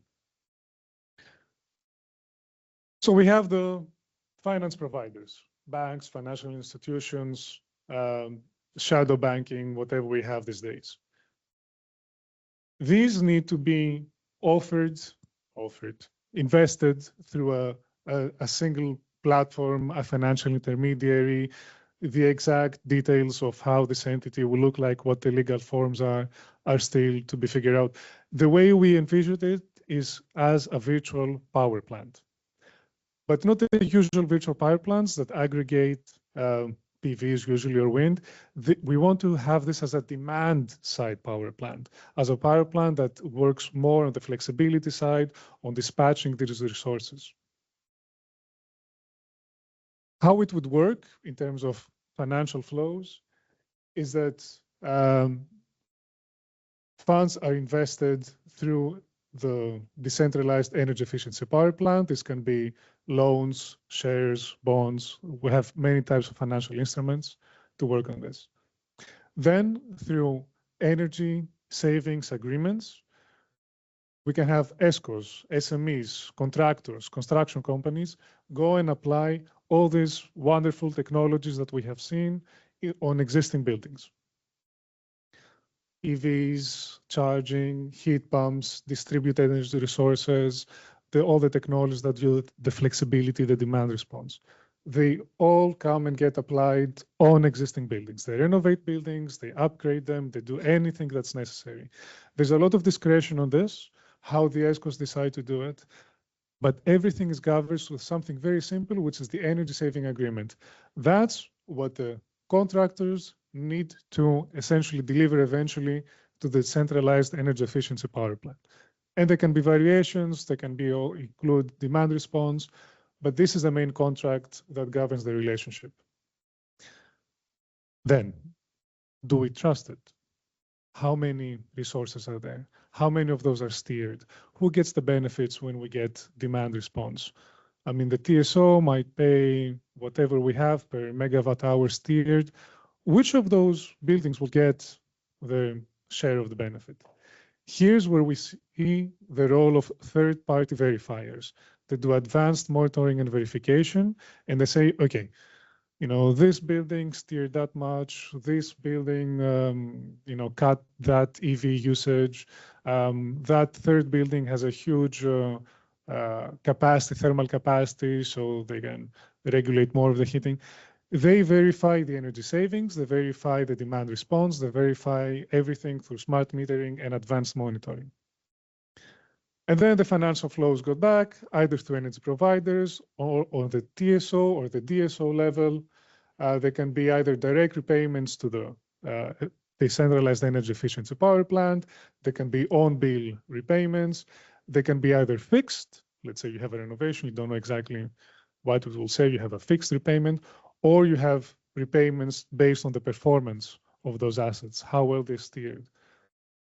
And through this complex network, they eventually return to the centralized energy power plant. They allow more investments. They allow for a repayment of the grants, not grants, but the various bonds or whatever have you. And this is a system, an envisaged idea of how we could direct some of that financing into the system for the energy transition, retrofits, installation of new technologies.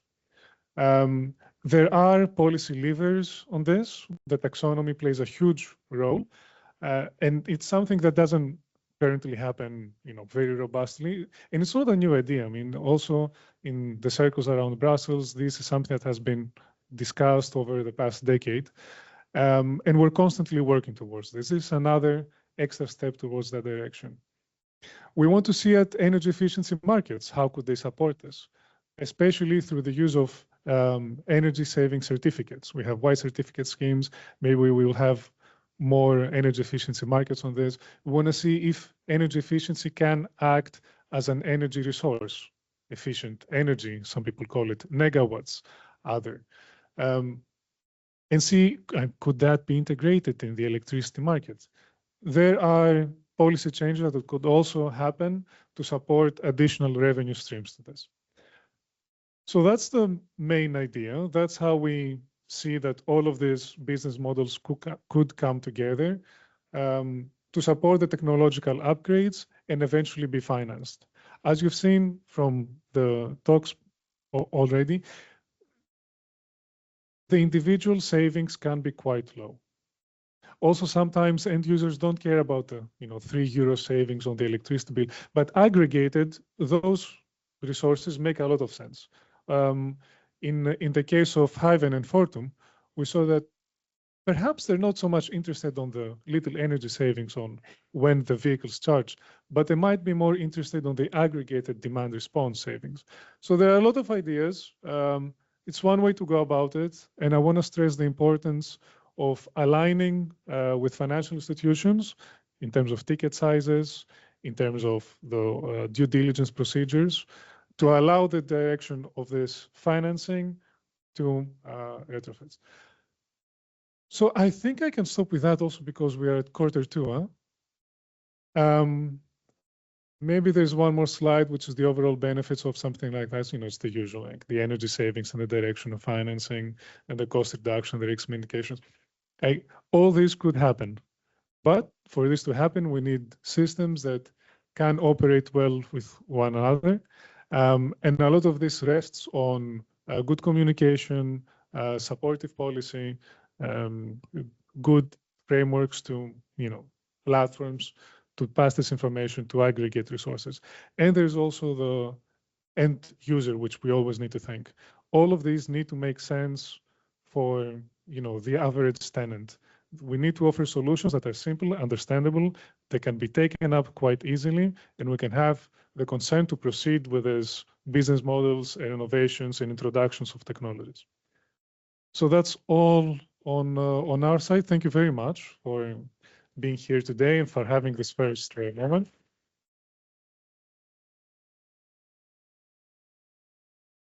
And I guess we have the session now or afterwards? Yeah, we have some time for a couple of questions before the coffee break. So I don't know if we have any question from the online, audience. No? Okay, so yeah. I will give the floor to the audience to ask questions, not only for Philippos, but for the other speakers that we had previously, for the business cases and speeches. Who starts? Okay. Well, thanks a lot for the interesting presentations. Some more clarification things which can help out. The first one on the German case from Berlin.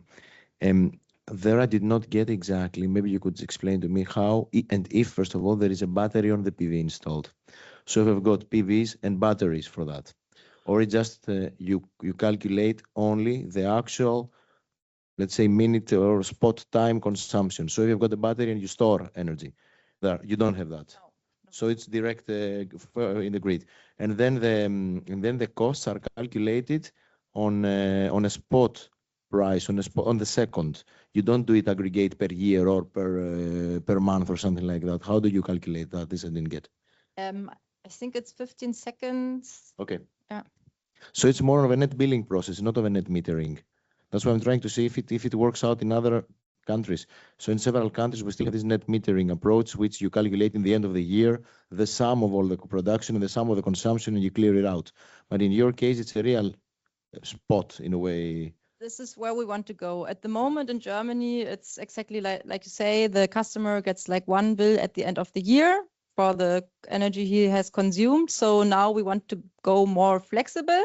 So the idea would be like probably monthly calculate how much PV was used and how much electricity from the grid was used, and then have like change the price from month to month, or change the bill from month to month.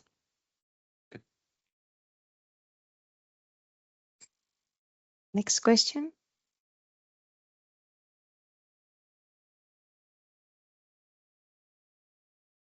Hi, thank you everyone for the presentations, very insightful. Also for the German project. Sorry, yeah. Yeah, thanks. I didn't really completely understand, because from the Spanish project, I understood that half of the savings would go to the tenants as well. For you, it was, since it was the pilot, was there a concept for like how the energy savings profit would be distributed?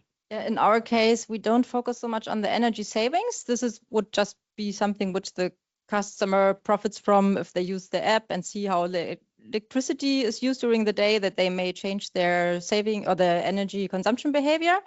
We more want to enhance them to use the solar power. So the app also shows them, okay, the sun is shining at the moment, so please use the energy. But they also see in life their own energy consumption, so they can change the behavior. With this tokens, which we want to generate in the end via the app, also, if they, for example, try to save more than 10% of energy during the month, they would get a token, which at the moment is more like a symbolic token. It's a little bit similar to the business case too, that at the moment we don't, maybe they get like a little prize or something in the end for participating, but we cannot really evaluate it at the moment because we are still like, yeah, monitoring and analyzing the data. But the idea in our case would really be to enhance the solar electricity usage during the day.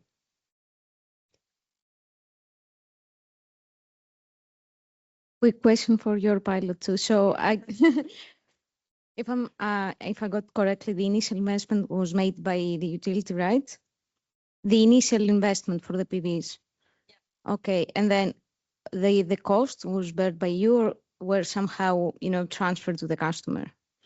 No, the PV system was installed by our company, and yeah, we tried to get the money back like through the 20 years of running them, and all the other installations we made, like the smart meters and the programming of the app. This was the funding of the EU project. Okay, but for the investment, you're trying, through the regulated phase, Yeah, put it to the customers anyway. Okay, thank you.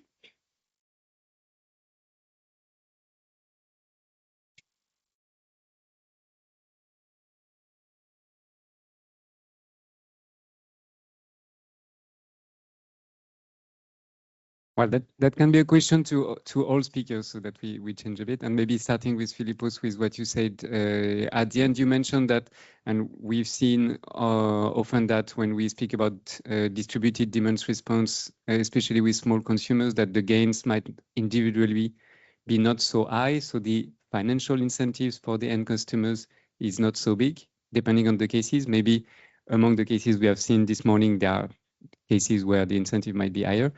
What we see also is that sometimes the main motivation for users to pay attention to their consumption or to take part in demand response might be when there is locally a pressure on the grid, or that they were maybe some oppositions to a development of a new line or a new power plant, etc. So how do you see that? Is it complementary to business models alone, this part of other motivation? Yeah, it's very complementary. There is the financial incentive, of course, that is there to incentivize, makes sense. Yet, as it's not always as it's not always a huge one, there are also other reasons why people proceed with this.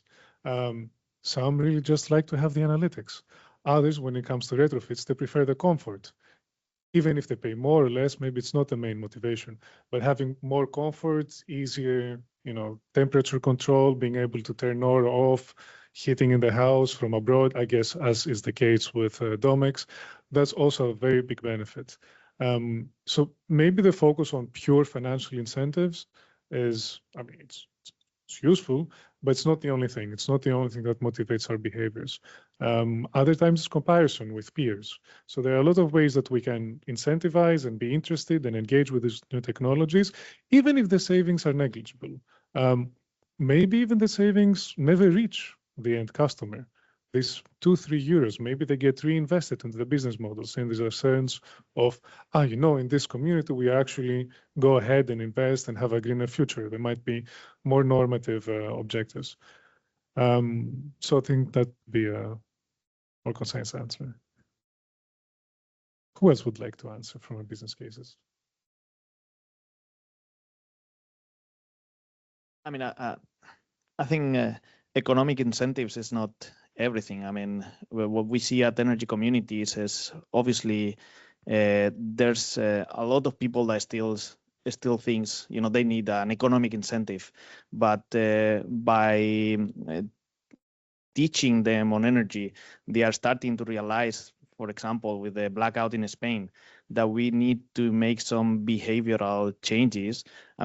Not just for economic savings, but for example, resilience of the grid and going into renewables, so environmental issues and social, so being more cohesive and being self-sufficient. So we have enough production in our community, let's say. It's not the case yet, but to be decoupled from the grid under some events maybe. So we are more resilient if we are all changing our behavior, consuming energy when there's energy available. So I think we need to improve our communication to make them see the value of this change, of this improvement in energy efficiency and energy resilience. So that is not only an economic view. So nowadays I understand that we go for the fast things. We just want to see economic improvement, savings, and so on. But we need to make that effort into communicating better and to show them that our system might be fragile under some circumstances, and that we need some changes in some other aspects, not only going always for the cheap thing. So that's you.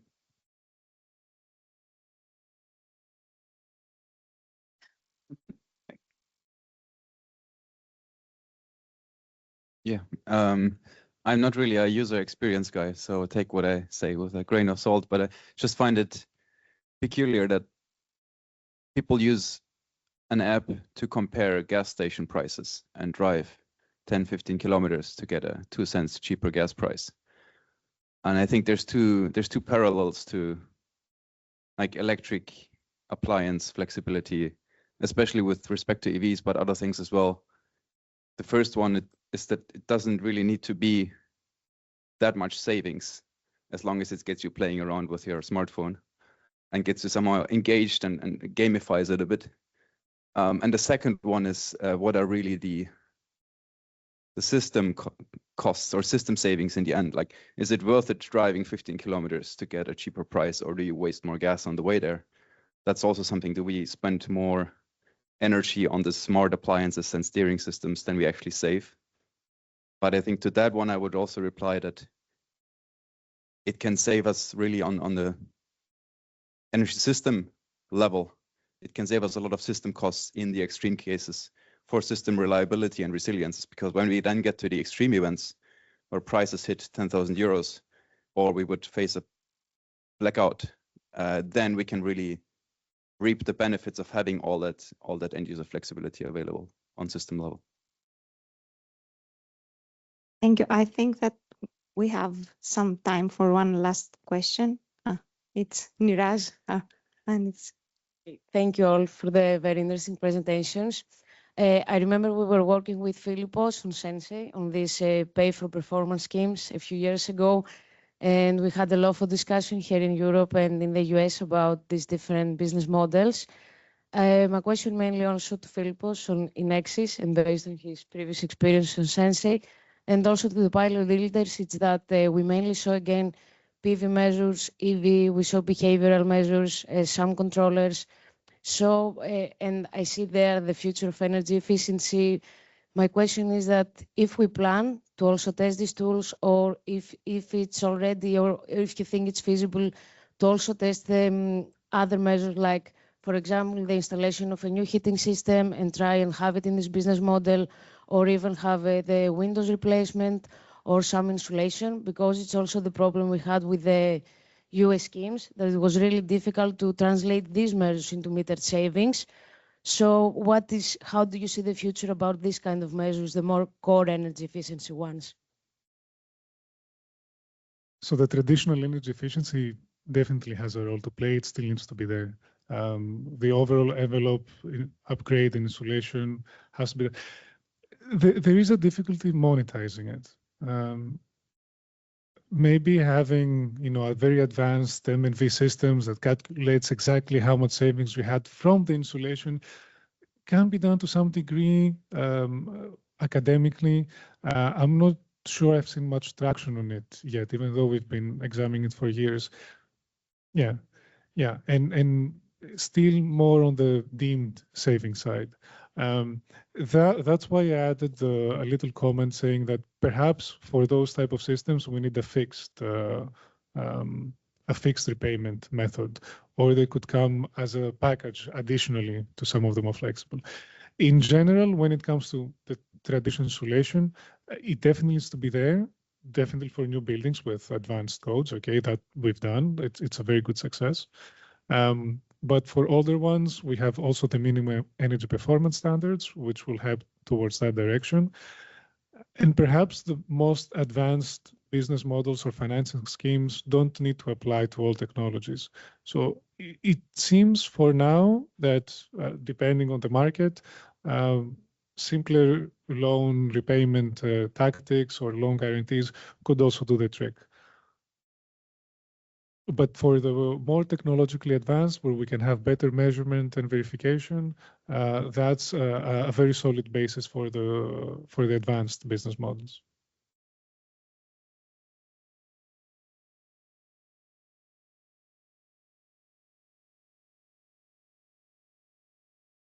Just to add a bit more on what Philippos mentioned in business case theory, we also have the case of end users that have a natural gas boiler. We monitored that one for, let's say, 1 or 2 years. They got some savings, and then they installed a heat pump. So we just had to flash a new firmware on our device, and they keep monitoring let's say the performance of their new heating system. So we can have very good comparison between the old and the new system through the same device. So that's a unique case. I mean, we don't have many of these users, but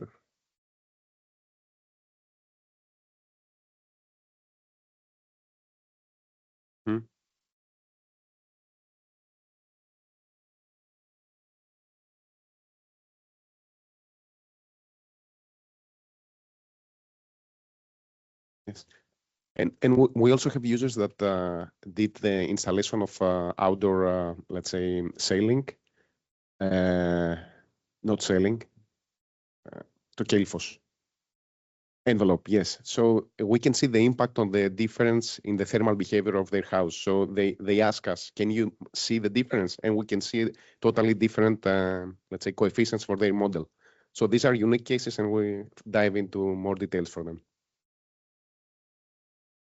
And Niraz is your... Yes. I think this is a question also for Stratos and Philippos and anybody else who's worked with Energy Web. So as one of the key problems highlighted in business case 3, the problem was to get people motivated, right? They don't know what the blockchain is, or they're not interested in it. How interchangeable is the Energy Web infrastructure with the work that the ECB is looking into right now with the digital euro? Because yeah, that's also a token generation. Yes, most of the time in our business cases here, we're discussing savings, but in a minor case, we demand response, especially we are actually talking about revenue generation, in which case producing digital euros is actually potentially feasible and would be a game changer in the motivation factor, which business case 3 faced. So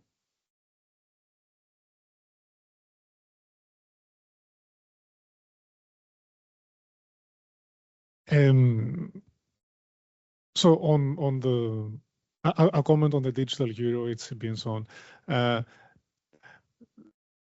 Within this project, we don't really have insights. It's a very important topic. And I would like to redirect to actually another project, Fortesy, which is looking also at the potential use of digital euros for this type of savings. There is some promise theoretically, but we haven't yet seen how they could be used. Okay, thank you. And yes. Niras, in our case, the end user, they don't actually know that there is a blockchain behind our system. We just let them know that there is a trusted savings reporting to you. But it's very meaningful to the energy supplier and the energy verification authority, because they can see how we built our system, and they can have access either to the raw data or the verified ones, to the verified data, and can actually compare them. So when you have pure, let's say, transparent access to a system, then you really trust it. But the complexity is something we cannot even explain to an end user. Thanks, Stratos. And I think that we should stop now the Q&A. We can move forward with the coffee break. We will continue after the coffee break with a very interesting panel discussion. We have some guests from other projects from the Smart Energy Cluster. So stay around, grab your coffee, and get back in 15 minutes. I think that, yeah. Okay, thank you. So I think that we can start now an interesting part, let's say, of this final InEExS event. So we are here now to present one more major output of this project, which is a new, let's say, initiative, the Smart Energy Cluster Initiative. So I will briefly introduce you about what the cluster is, and then we will have representatives, guest speakers from other projects that are members of the cluster that will present their innovation aspects, and we will have a nice panel discussion. So who we are?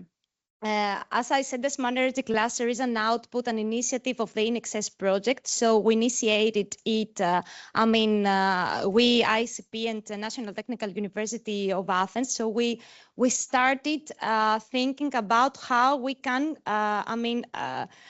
collaborate with other projects. So this is a matter of collaboration that all the projects, the EU projects have. So it's a KPI, for all the projects to identify projects having synergies with them.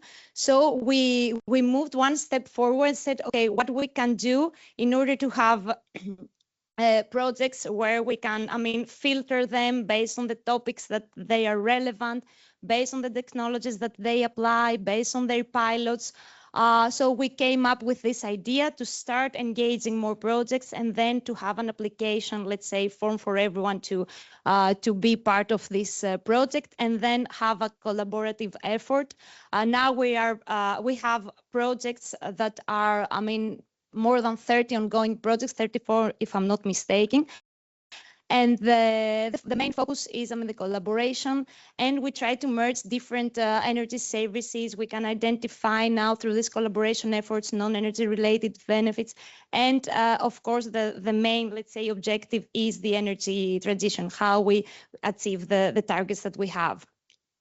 So I already mentioned most of our aims: to establish synergies, to exchange knowledge in aspects like dissemination, stakeholder engagement, capacity building, and of course to gain advantage, to take advantage of the experience that all the projects have. So we may have a project that develops technology or has a pilot in a specific country, and they need some partners to see what worked well or what challenges they have. Maybe we have complementary actions, or we avoid duplication of work. We take advantage of other projects' results, and of course we can all together, all parts of the projects define a common strategy in order to build cross-promotion activities and events, etc.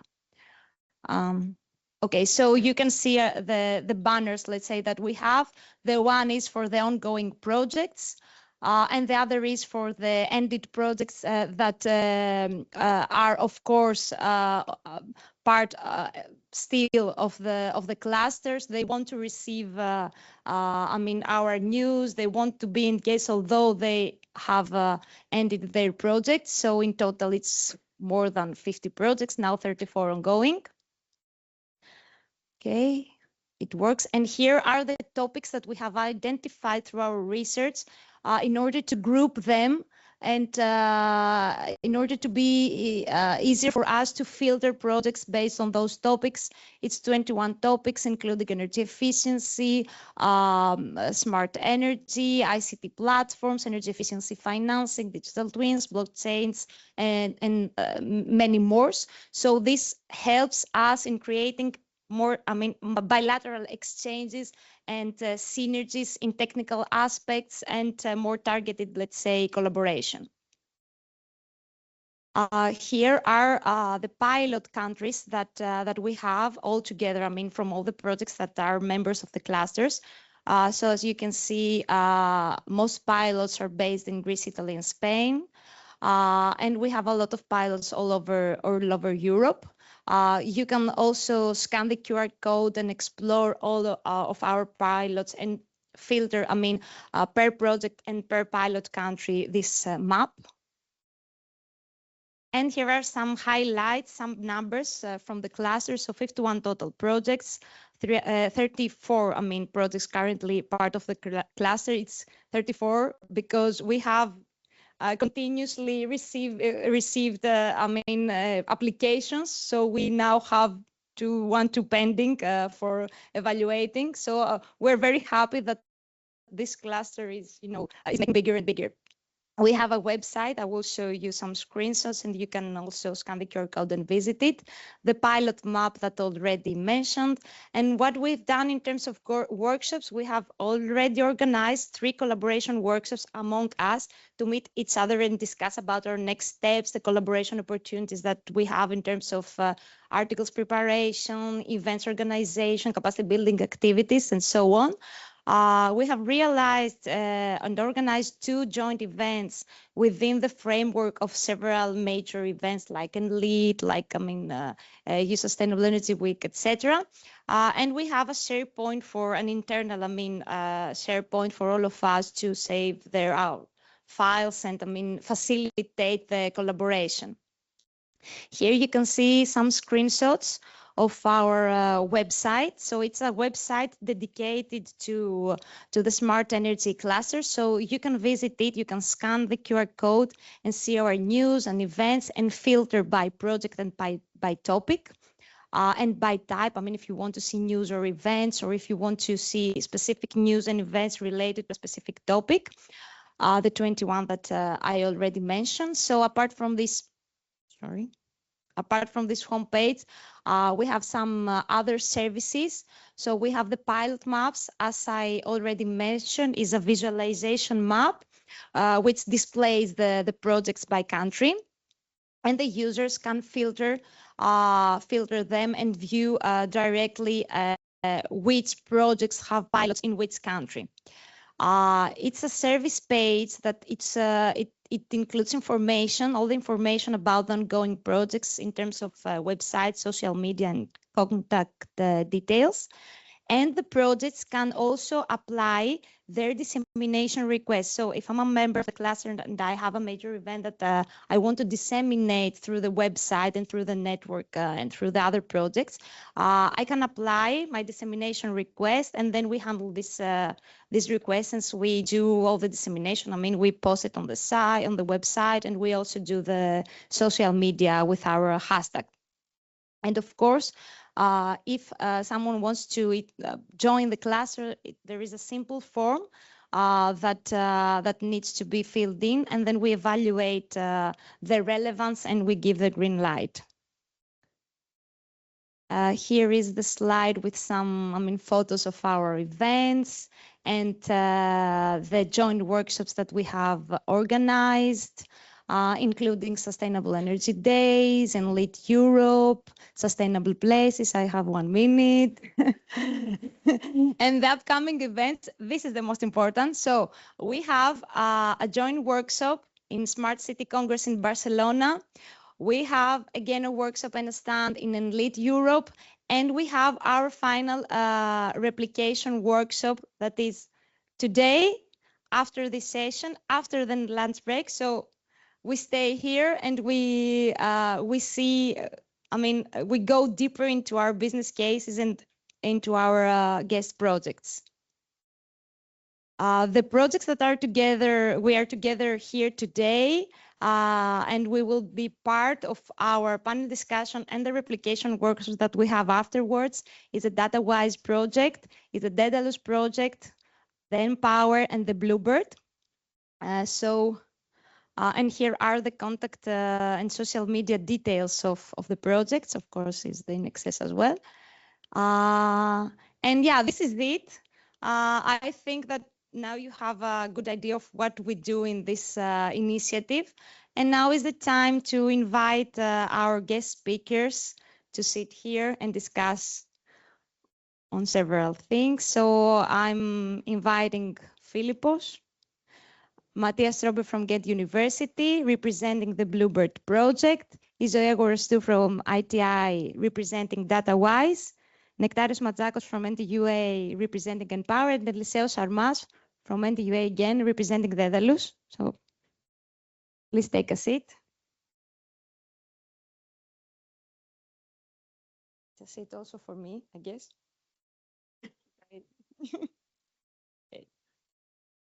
Can we have the microphones? Yeah, the more we have, the better it is.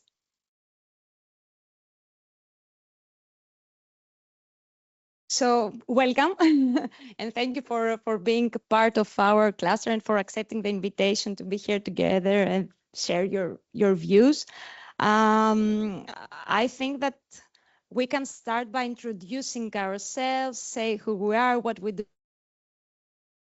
Some general questions from me, but the most important thing is to engage the audience. So now is the time to take the microphone and make your questions. So yeah, I will start briefly introduce. Yeah, it's very brief for you. Yes. Hi everyone, Philippos Anagnostopoulos from ICP, Institute for European Energy and Climate Policy, and I'm coordinating the InEExS project.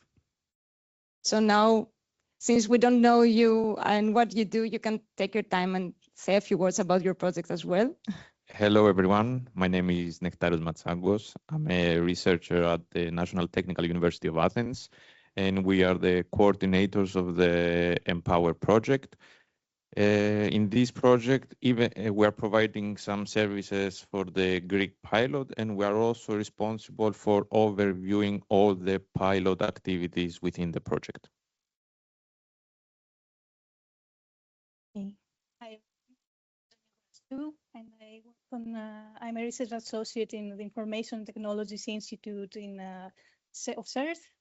I'm here with the DataWise project. ITI is basically the coordinator of the project, and a little bit about the DataWise project.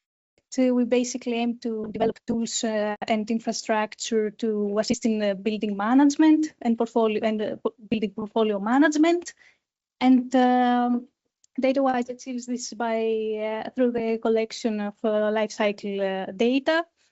And yes, basically we want to improve the energy efficiency of buildings most. Thank you.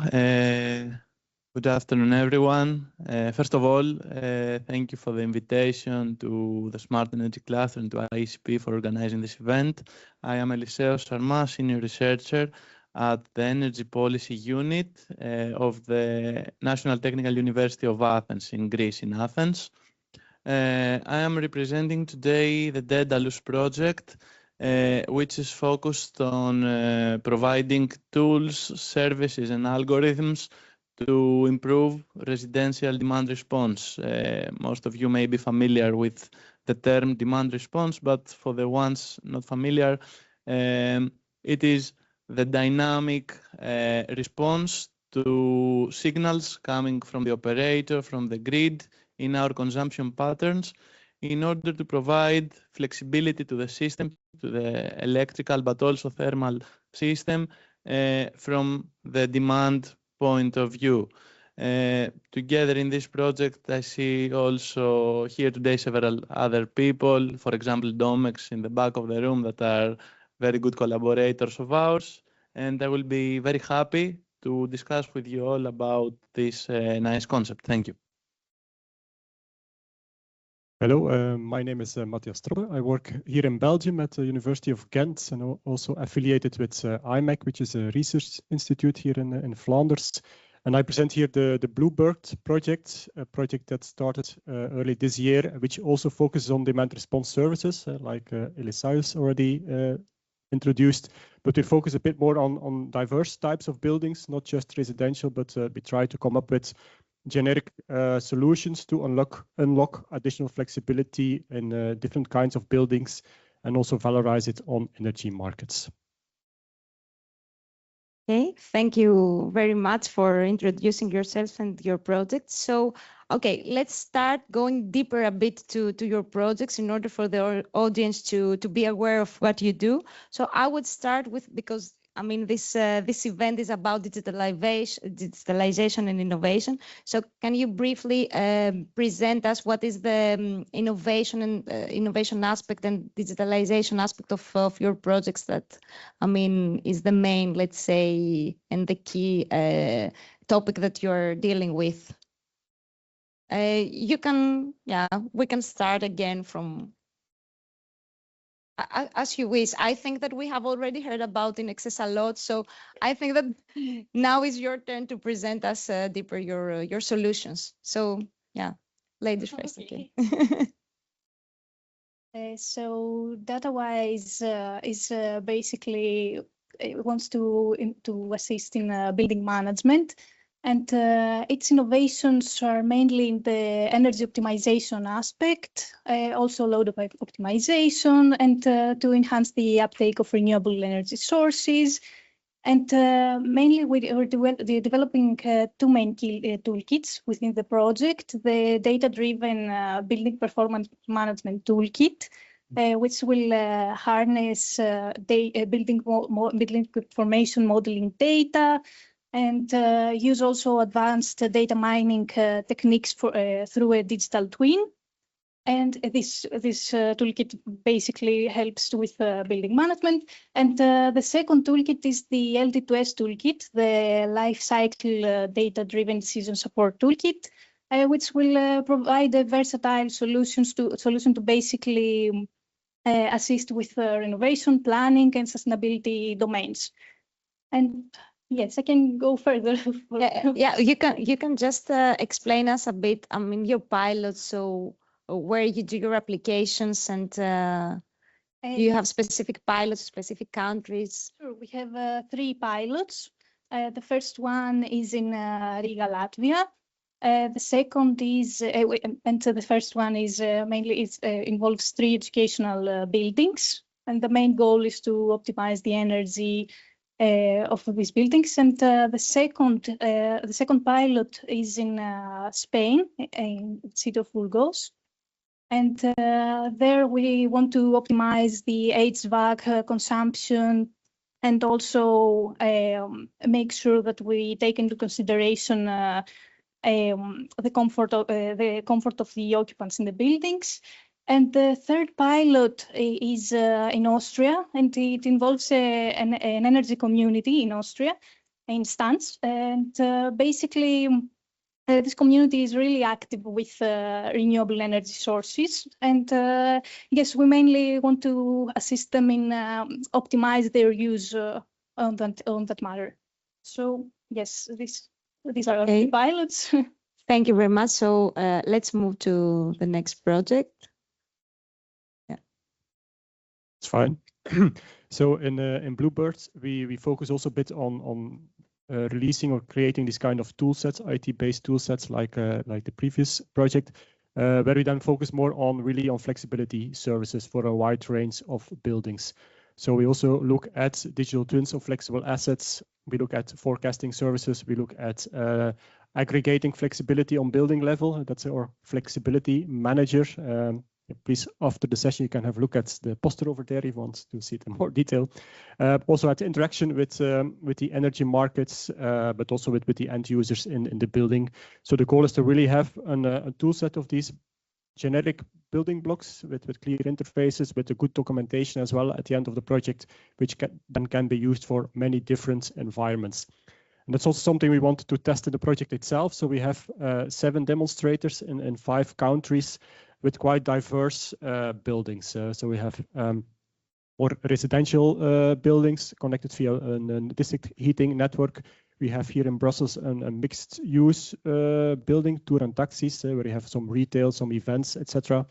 We have a few office buildings. We also have a more industrial case in Austria, where we optimize the water distribution system. So there you have flexibility in the pumps and in the water storage.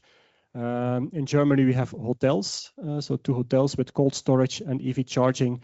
And in Spain, we have some public buildings, a sports facility, municipality building, a cultural building, again with different flexible assets like EV charging, HVAC systems, thermal storage, etc.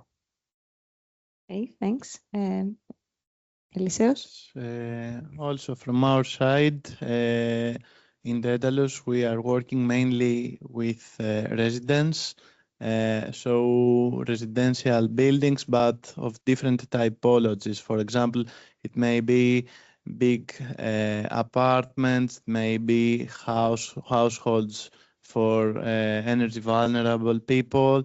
It may be also on different climate conditions, like some in Central Europe, some in Mediterranean climate, etc. And what we have seen is that according to its specific climate, there are different assets that are involved. For example, in certain areas there's need for cooling for maybe throughout the year. In others there's need for seasonal heating, for seasonal cooling.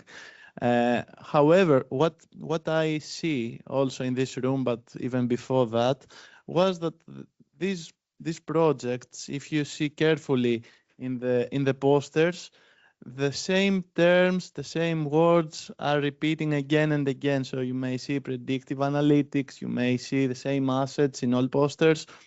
For me, the challenge here is how do we homogenize all these tools? Because the Commission has funded similar projects for similar things that on their own they provide, let's say, toolboxes, toolkits, as you mentioned it both.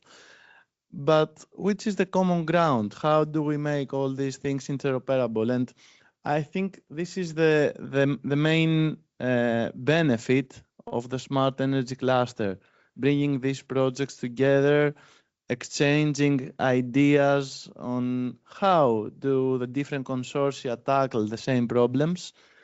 And for me, the next step actually would be to homogenize the results at the end of the day. For example, when 3 or 4 projects are funded under the same call, and after 2 or 3 years, they start having mature ideas, mature technologies in a specific TRL 6 or 7, then in the next call, the Commission should ask that these projects work together. Actually, yesterday I was in a round table with DGNR, and they asked us these specific things for the testing experimentation facilities for artificial intelligence. So they told us, okay, you are 3 separate projects, but at the end, and even after the first 18 months and the first review, you should sit on the same table. But we responded back, how do we sit on the same table if there's not a specific task on the grant? If there's no travel budget to discuss, if the only thing we can do is meet in occasional events like NLEAD, like this one, like Sustainable Places. It's not so easy, and it's not happening in a structured way. And I think this is the place where such initiatives like the smart energy clusters should from now on organize it in a more structured way. So, for example, there are 40 projects or something like that. You presented earlier the exact number. Which of these are developing DR models, DR strategies? If it is 8 of them, 10 of them, okay, let's start with an online meeting. Let's then meet in person, see what technically each project has done, and finally agree on some common standards. And then let's go to the General Assembly, let's say, of Bridge or of a TIPS net or something, and present what these 10 projects have done together. If you assemble 10 projects together, it's 20 universities, 30 end users, and 5 big companies. Sorry for taking a lot of time, but that's just a concern. Yeah, I agree with what you say. So one idea is also to, apart from having the large smart energy cluster group, to have some smaller working groups based on, I mean, the topics that we said that we had identified 21 topics, and you will see that we have many members of the cluster in the same topic, as you said. So these keywords is applicable to many projects from those 50 projects that we have. So working together in a smaller group would be also beneficial. So you say that the reason that we have again and again the same projects funded with the same, I mean, keywords or tackling the same things is because after the end of the projects, we don't have this, I mean, continuation, or we don't sit down and see what went well in your project compared to my, or, you know, we don't discuss the results together with similar projects. If I may, there is a phenomenon which is called the valley of death after a project ends. So the results stay online for a couple of months, but then the websites fall, the services are not maintained, so everything in a nutshell dies. What has happened? I mean, the know-how still remains, and solutions are then transferred to a next project and a next project. But if I mean, all these things happened in a more structured way, we would have a bigger replicability, a bigger generalizability of the results. And this would bring a bigger impact also to the Commission itself, because the way they fund it is because they want at the end of the day to scale it up, to go to a TRL 9, to become products. But if something ends in TRL6 and then there's no follow-up project for some reason because it's not funded, then it's quite difficult to do that. So the cluster can be also a way towards the sustainability of all those projects if Certainly, yeah. And it can provide also the business models and the exploitation strategies apart from the individual ones that the projects have, to have a more generic concept on how to bring together the industrial players, the ICT companies, and academia. For example, there is an organization already doing these specific things for smart grids with the DSOs and TSOs. It's called CRESIM, for the ones you know it. Smart Energy Cluster could be the same organization for smart buildings, for smart industries, for projects like that. Could be a nice idea, and since all this thing is maturing all these 3 years and is participating consistently in events, in workshops, in stakeholder discussions, why not take a more official, let's say, role and promote the collaboration between projects themselves? Thanks. Thanks for the insights and the ideas. So who's next? It's Nectarios for the Empower project. So, and if you can also comment on your experience on what Eliseo said, just to connect a bit our interventions. Before commenting on Eliseo's statements, I would like to briefly introduce the Empower project. Since the question was also for the digitalization, we offer a variety of tools and services that are interoperable in different countries in the EU, but they are also incorporated with social science and humanities methodologies, because effectively engaged citizens is also important, not just giving them tools. We need to make sure that they actually use the tools and they get benefits from it. And this is where Empower comes in. We have 6 pilots, 4 of which are in a more advanced stage. In Austria, for example, we have an energy community with a peer-to-peer energy trading platform. This platform enables a full supply of mid and small-scale PV plants, so it benefits the community on consume more renewable energy. In Portugal, we have made services that are tailored for energy efficiency, and we also provide load disaggregation services that are also important. And in Greece, we have a non-connected island, the island of Chalki, where we aspire with a forecasting of consumption and production and optimization of the flexible loads of the island to increase the self-consumption of the island. And in the Irish pilot, we are facing the problem with trusting the solutions. The community there includes several sectors such as farming, tourism, hospitality, and residential buildings. And it was really quite difficult to make them believe on our vision. And that's why we held so many co-creation activities with them, and we identify what's the problem. And just a quick note, we managed to create 4 new energy communities. That's how it went well.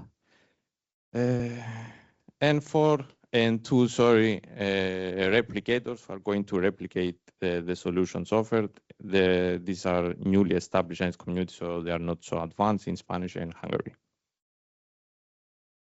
And this is for the Empower project and its digitalization, which offers also interoperable service. The above mentioned services are interoperable and data space compliant. Okay, so I have a couple of questions, but I want to give the floor to the audience first, since I know that it will. No, and Philippos have spoken a lot today. And another little presentation of the project. No, but I find it's a good opportunity to have more discussions because it's nice to give like a lecture, let's say. But I find that the discussions we might have with the audience and amongst ourselves to be very informative for the work that we do. Hi, everyone. Thank you so much for presenting your projects. I am Vasilis from National Technical University of Athens. I would like to ask and comment on what Eliseo said about the valley of death. I believe that this is a very true comment, and I would like to ask about your projects. What is the sustainability plan? What is your sustainability plan behind? Just a few sentences from your side. Thank you. It goes to all of you. Okay, so we can start. So on the side of InEExS, there is, let's say, a parallel sustainability. One is the specific business models and how they continue. All of these are currently functioning. So first part is like business continues on, part as usual, and part with some additional experience from what has already happened in the project.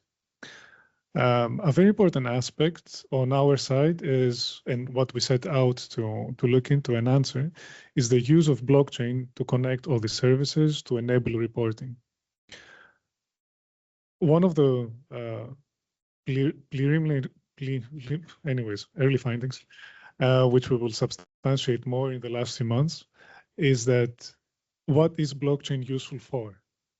To run the specific energy services, not so much. Yes, maybe on some occasions it can have a certain usefulness, but none find yet an imperative to, certainly take on this task. However, we found that it makes a lot of sense to start including it in specific applications. One is on demand response and how the benefit sharing is done. And Matthias, I have a question for you afterwards on the flexibility aspects, how it works across different countries, because maybe there's also a role for blockchain or similar applications there. Another very interesting one is on setting up a system nation-led for the energy efficient obligation schemes, in which parties need to be nodes in that system, who should run a common methodology, and that would allow for better verification of savings across all actors. So there are specific uses that we identify. I mentioned just two for now.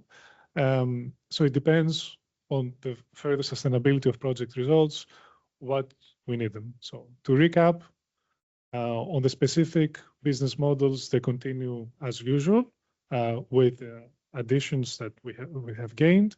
For the blockchain specifically, on the level of the business cases, not so much need, but on the level of monitoring and future demand response systems, yes, we find a lot of potential, but there also needs to be more of a top-down approach through policy, through national regulations to establish such systems.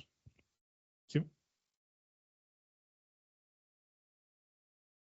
Maybe I can comment a bit also of what we will do in Bluebird. So within the project, the goal is really to release at the end of the project a kind of replication package. So really release our different building blocks with a lot of documentation, with some information on how you can use it for different environments, different use cases.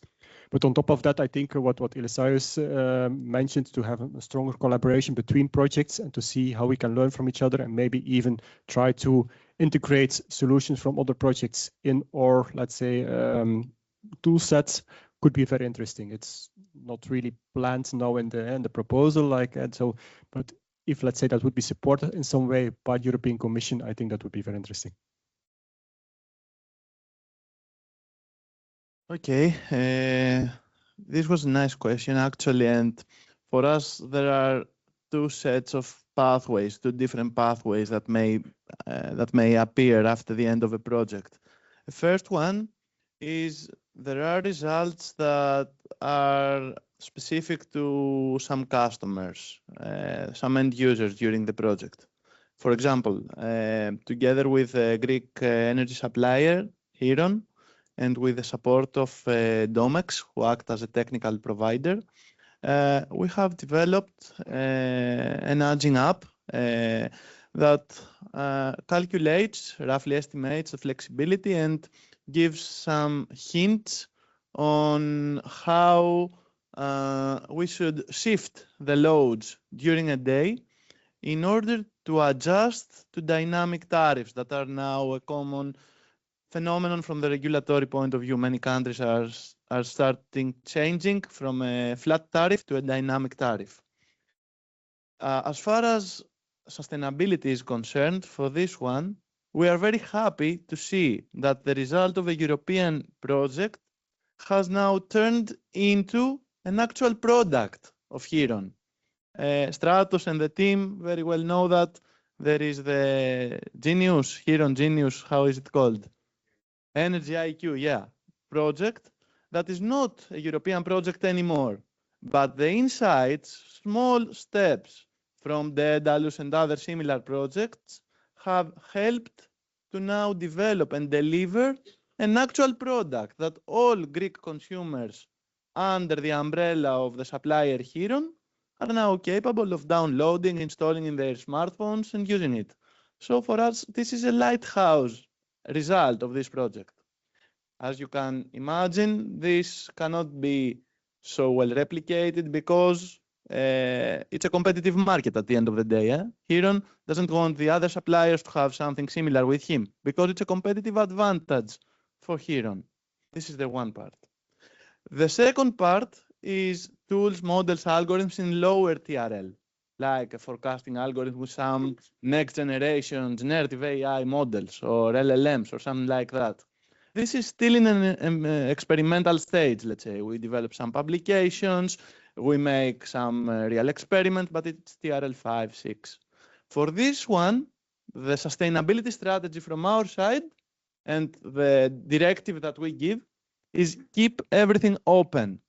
So what we do is we publish the directory in a GitHub or somewhere. We have collaborations with open access organizations, like, for example, with Linux Foundation Energy. You can see some results of our projects there. And this way, we invite researchers and end users from all around the world to start building on our software. We do not keep it for us, closed, but we open it and they are starting building blocks on it. So that's how we keep it sustainable even outside the project. And these are the two pathways that I see. Product development and scientific results. Okay, Zoe, maybe your views on this, the sustainability? So for DataWise, we're planning to develop a business model which will offer insights on how to use basically our tools. Of course, this is after the completion of the project. And as for the sustainability part, basically, we also develop a data management plan that will and we're examining which data can be open after the completion of the project. So yes, for that part, yeah, since we are basically involved very much with the large datasets and open datasets. And as for our tools, sorry, can you put higher your... Sorry, yeah. Yes, within the business model plan, we actually want to examine which services and tools can be replicable and what are the preconditions. For example, if the buildings need to have pre-installed sensors or the ability to install sensors. So basically, yes, it's still an ongoing progress for our project. And yes. Thanks, and Nectarios? Yes, for the Empower project, most of our services, just like Eliseos said, are open source, so anyone can access them. And we also try to create replicable solutions that can be applied to several other energy communities that have similar, let's say, data availability and specifications. And I would also like to give the example of for the Portuguese pilot, where we offer a load disaggregation service, and another energy community in Spain is going to use that service just by giving the data and receiving the results with the use of energy data space. So the exchange is decentralized and secure. So this is as well some of the offers that the Empower project offers. Okay. Thank you very much. Any comment or any question on this topic, or if you want to start another topic for discussion, you can go ahead. Thanks a lot, and it's nice to listen to so nice ideas after all these years of experience we've been having with the projects from you guys on what how you envisage the replicability and the upscaling. So this point has been raised for many years in the Commission. From the past, from the Intelligent Energy Europe programs, the first horizons, it was always about how to do what to do after, and it's always kind of a failure or sometimes a small success. I stick to 2 points. The first one is what you mentioned about the open access parts. The open access is the most important thing. Otherwise, things die. And open access means showing it, open algorithms, open tools, open everything, and promoting them throughout the project. The second one is that you have to be, or we all have to be smart in the last year of the project to catch up with the policy processes, what's happening. Sometimes we start with an idea, like what you said, energy efficiency obligations. For example, somebody mentioned it today, just to give an idea of the efficiency market. You see that the whole thing changed right now. So we speak now about competitiveness, trying to burden all this part throughout. We have to think smart and try to convert now all these ideas, what you have, from the angle of competitiveness, how it would look like.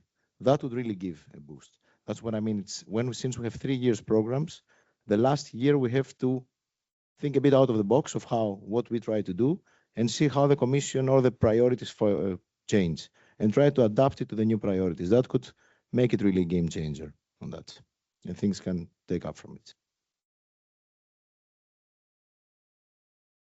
Any other question? The problem is the slow pace of these projects, because, for example, from when the call for a new proposal is shaped until the project starts, it's usually 2 years. They publish the call. After 1 year, there is the submission, and after another year is the grant preparation and the start. So 2 years. Then the developments happen 3 years, most of the cases. So it's 5 years later that we enter the final cycle of development. When I wrote something in 2020 and it is developed in 2025, then it has changed. So somehow we need to find the golden rule and make this process a little bit more fast-paced. And I give an example. 2 years ago, we were submitting a proposal around testing experimentation facilities. I come back again to this matter for artificial intelligence. Back then, there was very small focus on generative AI, on LLMs. The very first versions of ChatGPT were published without so good results. But now, 2 years later, everyone's talking about LLMs. Can you imagine the problem? In our proposal back then, the term LLM, the term generative AI, was not mentioned either one time in 45 pages. And now everyone in the Commission wants LLMs. But when we were writing that, there was not such thing. Now that we will write about LLMs in our next proposals, and they will get funded, and they will start in 2027, there will be a new thing then. So everything gets a little bit outdated because technology, and especially AI and AI in the energy sector, moves very fast, while these projects move very, very slowly relatively to the advances of science. That's why we try a little bit to converge, to try to diverge from what we have written, try to catch up a little bit, but the point of last year policy, oversight is very, very important. I will agree with both the comments. Thankfully, we do have the flexibility and adaptability. We can have some deviations from the initial ideas. We can also amend and include other aspects. So I find that at least we're in a very thankful position to be able to adapt to ongoing circumstances. And indeed, yeah, it's a long development cycle, but of course, what comes out in the end needs to be adjusted to the debates driving the day and what's more technologically prevalent. On the technology aspect, Matthias, I want to come back to maybe to your work in the Bluebird project. Because you are looking at a variety of markets when it comes to flexibility and demand response, I wonder to what extent do you see those as developed? Like we've seen in the Nordics, they're quite well developed. In other member states, they're not really there yet. And if you have yet analyzed them in terms of the capacity needed, the constraints to participate, the pilots maybe that you have in the project, to what extent they're able to integrate, what does it mean for the users? So I find a very interesting project, and maybe it's a question to have more information on it. Yeah, so what we're also doing in the project is indeed looking at these different countries, like, and what's the implementation of the different European directives, the regulatory frameworks. That's something we are indeed investigating.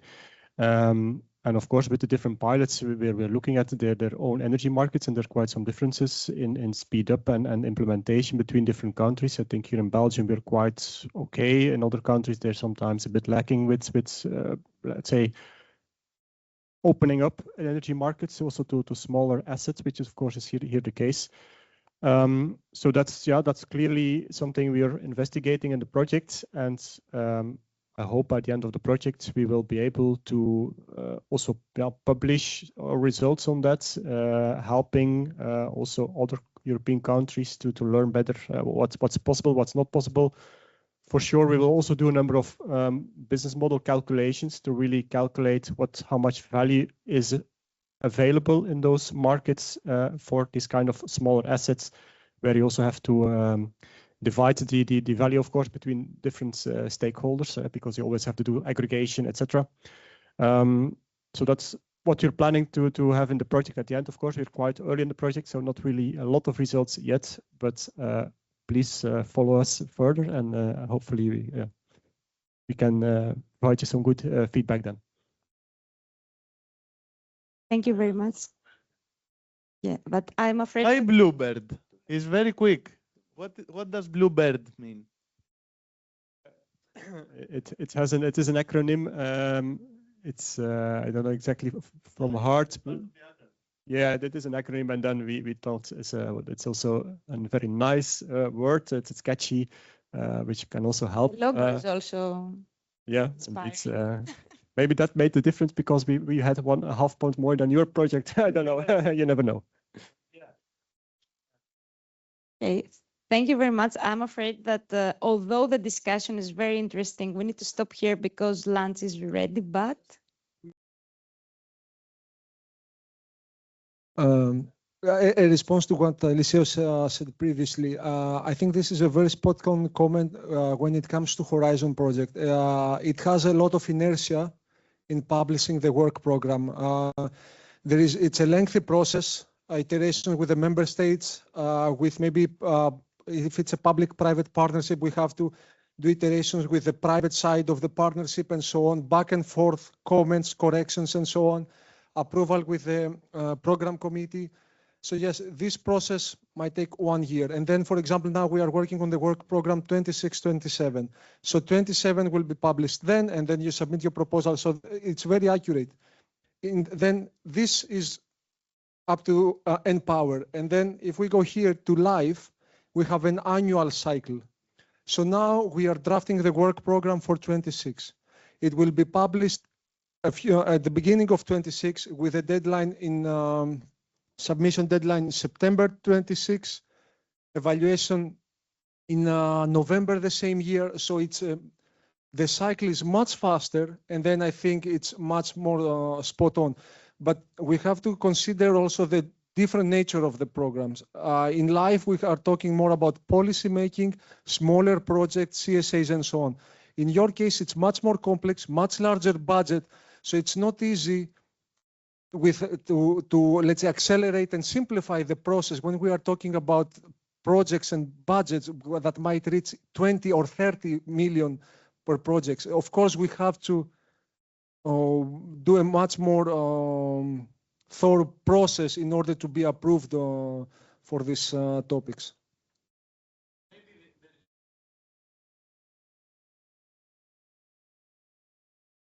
Example, when you see something emerging, you can ask for a very quick amendment, this amendment to be processed quickly, and then you can adjust to the needs of the times. The issue there is that you are, let's say, bound to the topic, the call. So then the topic has to be updated so that for you to be answering to the needs of the call. It has happened with small things, like, for example, after the Russian invasion to Ukraine, there was a support to the possibility to add Ukrainian entities in projects. Or, for example, we see that there is a strong absence from EU 13 member states in projects. We add the WIDERA funding so that you add, let's say, an entity from Eastern European country, you get additional funding and so on. But to go back to the topic, yes, it's a good idea. Of course, maybe we could do, because as you say, a topic that will be approved now and will be launched in 2027, maybe it's outdated. But we have to think how this can be done so that we, let's say, amend the work program so that then it answers the needs of at that time. Understand, yeah.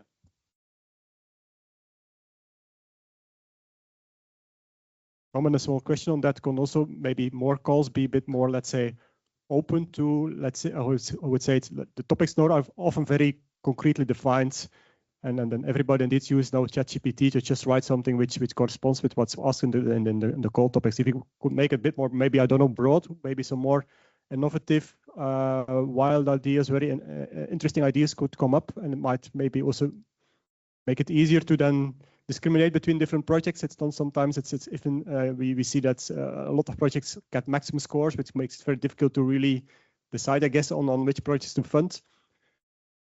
It's several things, let's say, that somehow we have to keep balance, because at the end it's like, okay, we have this challenge that we need to find an answer to, and then we have to find the balance on how to ask, okay, we need an answer there, but not have it too broad. We have seen topics, for example, where we would give the possibility, okay, you can answer on that challenge either through way A, way B, way C, or way D, and then your proposal answers way A. Then Philippos' proposal answers B, Eliseo's C and D. It's not easy then, when we are at the evaluation process, how can you compare apples with oranges? So somehow we have to narrow it down in order to be able to do the evaluation process, because we have to consider that as well. In the past, I was responsible for a topic in a completely different matter about biomaterials. And then it was open that you can introduce biomaterials in any sector. And then we would receive proposals in aviation, car manufacturing, textiles. How can you compare a proposal that maybe answers a challenge in aviation with textiles? Both could be great proposals and at the end solve a challenge in that sector. But it makes it too difficult to compare. So somehow we have to find the balance of giving the room to you for innovation, but trying to narrow how the challenge or an issue can be solved.